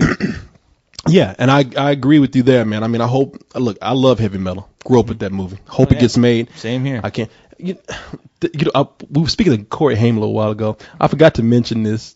That Corey Haim fucking video, man. Oh yeah. Me, myself, and I. Yes. Somebody posted it last week, and I couldn't. Even remembering it, I could not remember how high this guy looked when he did this video. Corey Haim was just one of those disillusioned guys who thought, being young and just thinking because everybody's has their attention on me at the moment, nothing can go wrong.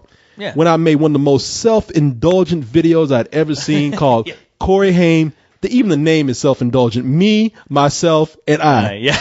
Corey Haim. 24 hours a day, 7 days a week. Why wouldn't you? When you got a bunch of people constantly telling you you're awesome, you got staff around you saying, hey, that's Corey Haim. He's the fucking best. Hey, ruled. Corey Haim. Kicking ass. How can you help but not believe it? Of course. And it's him doing nothing. Yeah. But him talking about himself, playing keyboards. And you know what? Sitting on swimming pools. Yeah, and I'm sure that video that he had, I'm sure it sold, man. I'm sure it sold to a lot of fucking young chicks. I would not go that far. Come on, Corey.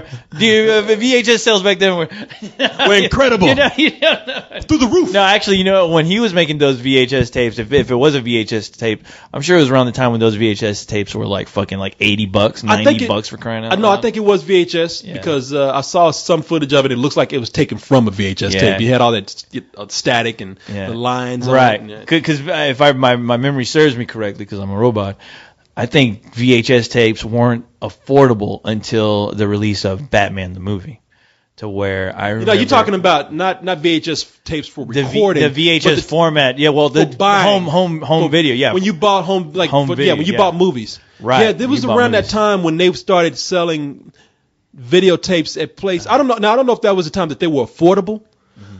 Because that's not the time that they weren't affordable. That was a time that VHS tapes started to be sold in places like grocery stores. So when your mom went to what's a big chain grocery store? Well, we got HEB. We got HEB. Let's say Safeway or something. Albertsons, whatever. Yeah. So if you go into a grocery store and you see a videotape and you're like, wow, I can buy a movie. I can buy a movie at the same place I can buy toilet paper and tomatoes. Yeah. But those videos, sandwich meat. Yeah, but I remember seeing those videos offered to the public, and they were fucking $80-$90. There was some that were to get them first. The retail price for them, because a lot of videotapes at the time were being sold to just marketed to video stores for rental. Yeah. And they weren't really considered a consumer product yet, but you could still buy some videos at the time. You could special order them, and they were affordable. They were about 20. Well, I remember when Batman came out, the Tim Burton Batman. They released every video store, every retail. They had signs out saying, buy Batman at the affordable price of $25. Yeah. So, and that was a big deal, and I want to say that's what kicked off the whole. People, consuming VHS tapes, those buying films at that time, No, you're right. You are right, because that was the time that people started going and, like I said, buying stuff in grocery stores. I just think it was just made more available, with Batman. But anyway, at the grocery store, I guess you could buy Me, Myself, and I by Corey Haim. Yeah, I know. Well, that eventually, if you waited a few years, that shit would be in like the dollar bin. Shit, a few years. You wait a few hours. That shit was in the dollar bin. Nobody worry about Corey fucking name. But it's kind of eerie and it's sad to see how disillusioned this guy was as a kid. I mean, you wish that you could actually sit him down near the end of this video and be like, look, you were so wrong about where your life is going right now. Everything you're saying, people don't give a shit about you, man. All right. Yeah. And if you keep going along this route, you're going to be nothing. Yeah. I'm sure he didn't know that because, like I said, when you got people, who you're signing checks for, they're going to tell you nothing but positive shit. And, Well, listen to this video at the end, man. I mean, really? Yeah. It's almost like if anybody should have followed their own advice, this son of a bitch should have. Like I said, it's just kind of sad, man. Play it. Let me see. This is at the end of his video where he's trying to have almost like a public service announcement or something. Oh god. I'm 17 years old and I'm from Toronto, Canada. I'm currently living with my mother Judy in Los Angeles, California. My dad, he still lives in Montreal, Canada, and my sister, she still lives in Toronto, Canada, where she's going to school. I've been in the movie business ever since I've been 10 years old. You might have seen me in my first movie debut with Terry Garr, Firstborn. I mean, looking at him, he'd be all serious, too. Yeah, he's like, he is. I'm going to be around for years. Or you might have seen me as that adorable nerd, Lucas. Or more recently, I like the way he's acting. Like he rolls his eyes, that adorable nerd. Yeah, it's terrible. Recently, I portrayed Diane Wiest's youngest son in the vampire thriller, The Lost Boys. Or, of course, as Corey Feldman's best friend in License to Drive. So he's still riding off of Lost Boys fame right here. Because License to Drive wasn't all that great. No, not at all. I'm curious how many years this was after Lost Boys, but. Well, he said most recently in License to Drive. So look up that year. Right. That's probably the year that same year this came out. Yeah. Growing up on movie sets has its ups and its downs. I mean, sure, it's great. You get lots of attention, only 3 hours a day of school. 5 lines of coke. Yeah, that's nothing to brag about. Only 3 hours of schooling. Oh, it's so hard. Yeah. Has its ups and downs. Yeah. You big dummy. Lots of attention. 3 hours of school. Yeah, Fuck. Yeah, a few more hours of school would have helped you. Learn how to how to handle your money. For those other fucking 5 hours that you needed. Yeah. Makeup and wardrobe, movie premieres, limousines. It all sounds like fun. But when you're 12 or 13 years old, you're very, very impressionable. And I know it's easy to get off track. Some of you, like me, don't have both mom and dads to bring you up. I mean, let's face it, it's tough being a kid. So be smart. Be fucking smart, man. Don't do drugs. Yeah. Stay in school. Be anybody you want to be. Everything I'm not doing. Take your drugs, know, right? Eat your milk, a motherfucker. Smoke your school. From a guy who only goes to school for 3 hours, and somebody's saying, "Yeah, stay in school." Hey, fuck you, man. What do you mean stay in school? I am in school, motherfucker. Fuck off, man. Thanks. No. And the sad thing is, like, right when he mentioned about living with his mom, if you had a time machine to come, before he died and go, you know what, dude. You are still living with your mom. I hate to tell you. I know. I am the ghost of future fucked upness. Yeah, you go back, you grab that Corey or Corey Haim. You grab that Corey Haim, bring him back to this shit here. Hey, tell yourself where you're living right now. In fact, tell yourself you're just talking a bunch of shit right now. Poor guy. So, shit. Anyway, man. Oh, well. Hey, we all fuck up. Hey, whatever. Yeah. People say they can't hear the video. You know what? We'll play it later. Yeah. Anyway. What's going on? Testing. Can the people hear that? What the fuck is going on? All right. So, we got to get out of here soon, man. Yeah, we do got to get But you know what? Rock! Oh! Rock! Rockin' and rollin'! Woo! Rock! I think we can read one email before we go. Yeah. One email. Yeah, that'll be good. That's what I'm telling you. Make it a good one. Yeah, I will. All right. Pete, we gotta get out of here. Yeah. We'll try to make up. I know we always say this. We'll try to make up an email show later because I know I got tons show. of emails. It was a good show. It was fun, man. Some quality entertainment. I haven't checked my email on Spill. Neither have I. In days. No time. Yeah, no, really, people. I have to tell you honestly, I have not checked my email. I'm sure. Watch movies, eat shit, watch more movies, sleep, eat more shit, wake up. Yeah. You say eat shit? Eat shit. No. Where you going? What kind of movies you watching? They making you eat shit. You don't want to know. Let me see. Excuse me. Be getting to a brother. My email's coming up right now. That's how many emails I got. It's taking a long time for this shit to pop up. It's gonna be a crapshoot today, people. With email. All right. God damn, I'm gonna fall asleep on that bus, man. Sure you want to do that? Yeah. Oh, okay. Here's a question from somebody I have never heard from before. All right. It says, well, and by the way, welcome to Fuck Your Thoughts, people. Yes. The email section of Let's Do This. Right. And he does say, fuck this thought. This is from a harsh DM. A Hirsch. It seems that every movie these days is a reboot or a remake of some other film or property. In your opinion, what will it take for Hollywood to start looking at original screenplays again? And no, I don't write screenplays. Easy. When people fucking stop paying for them. God damn it, you fucking morons out there. Jesus Christ. You can't figure that shit out on your own. You need us to tell you. No, you know what? People. He does have a good question here. If you want to see a movie that's made, that's not, because there was a time, and I think a lot of movies, they want to be safe.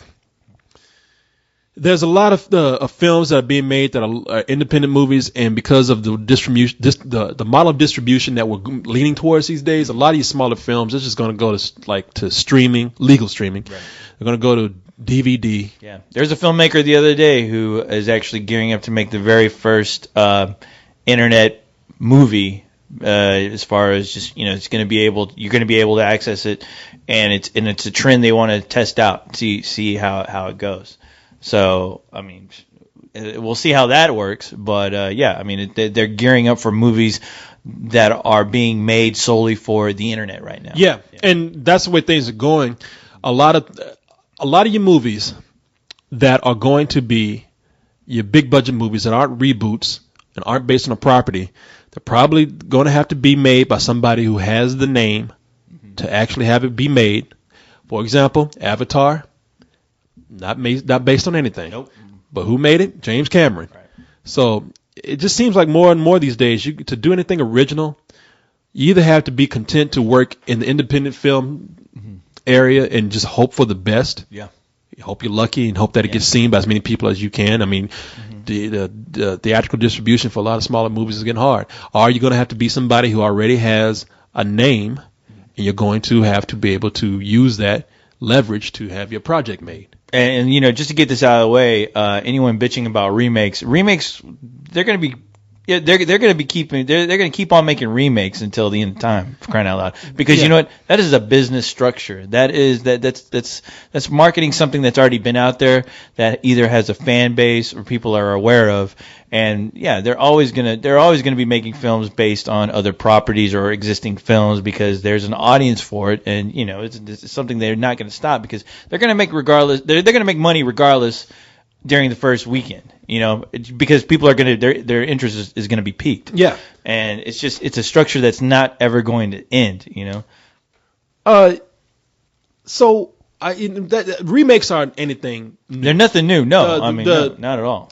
I was watching a remake the other day, which is Invasion of the Body Snatchers. Invasion of the Body Snatchers back from the 70s. Which is incredible. Hitchcock remade his own movie, the what was it called? The Man Who Knew Too Much. Mm-hmm. They remade The Wizard of Oz. The Wizard of Oz was a silent film, and it was remade into what we see now. Yeah. Now, granted, it might not have been as rampant as we have now. People just not want to take any chances with anything. Warner Brothers at one time was just quoted as saying, or just in a story, they stated that this year we're not making anything unless it's based on a property or it's a sequel. Right. So I think that it's kind of sad because you're not seeing the people taking chances with movies and getting the big distribution. like we did see in the 70s, even to a certain extent the 80s. But at the same time, the internet wasn't around. No, and in the 70s, we didn't even have video. Video was invented, but it wasn't for home use. Right.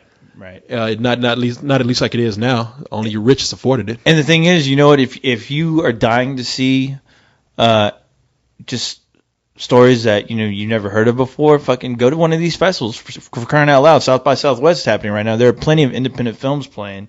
That if enough people see them, they'll get picked up and they'll get distributed, and then they'll look at Napoleon Dynamite for crying out loud. I mean, shit. But it depends on you too. I mean, it really depends on how much you are really dying to see original material.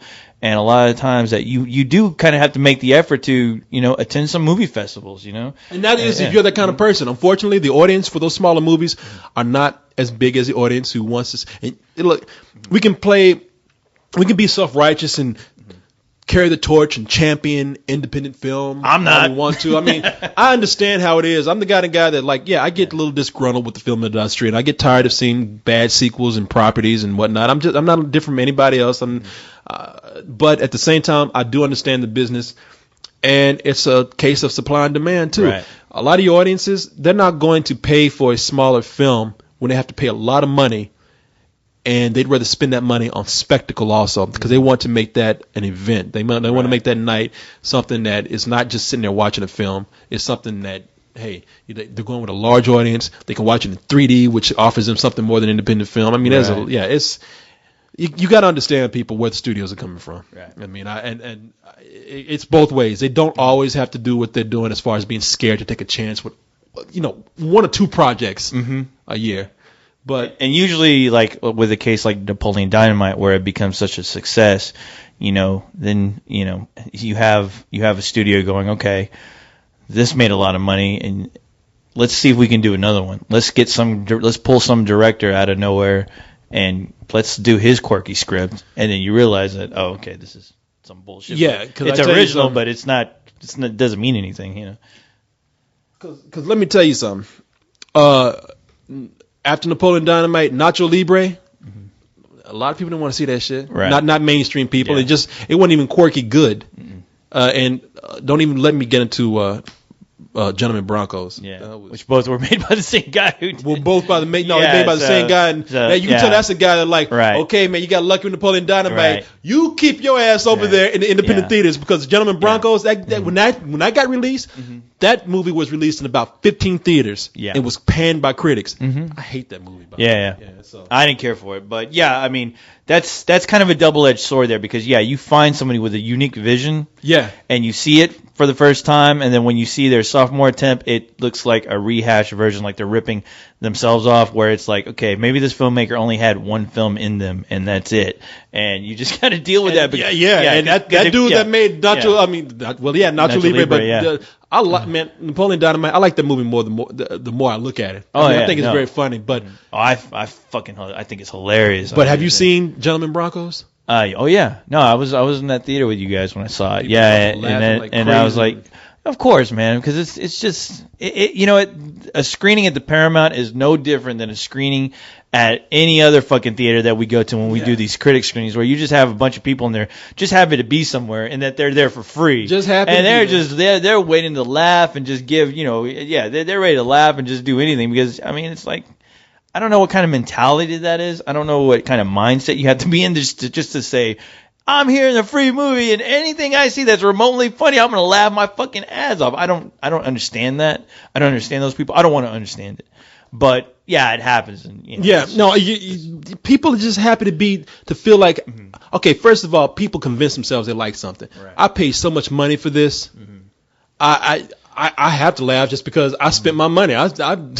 Great example of that. I convinced myself of this. A great example of that is the Phantom Menace, where people were in denial because they geared up. It's like they set up this party in their head that should fulfill every expectation, and when those things are when all that shit comes crumbling down, especially after they told their friends, "Oh, this is going to be so epic. This is going to be amazing."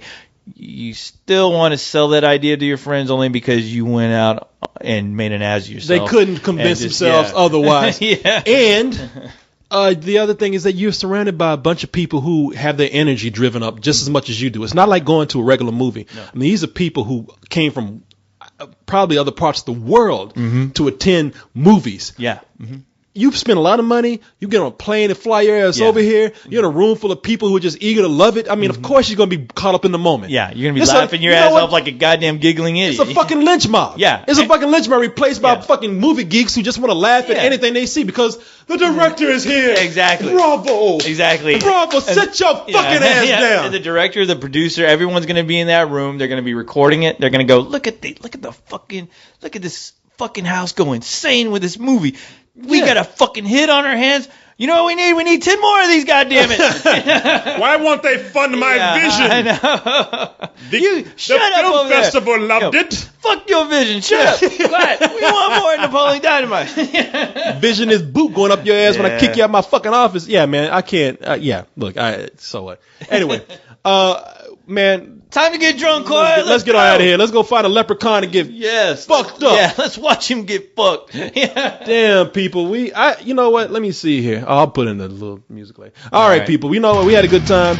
We'll talk to you later on. We're going to go out and celebrate St. Patrick's Day. You motherfuckers. Get to the chopper. Get to the chopper. Get to the chopper.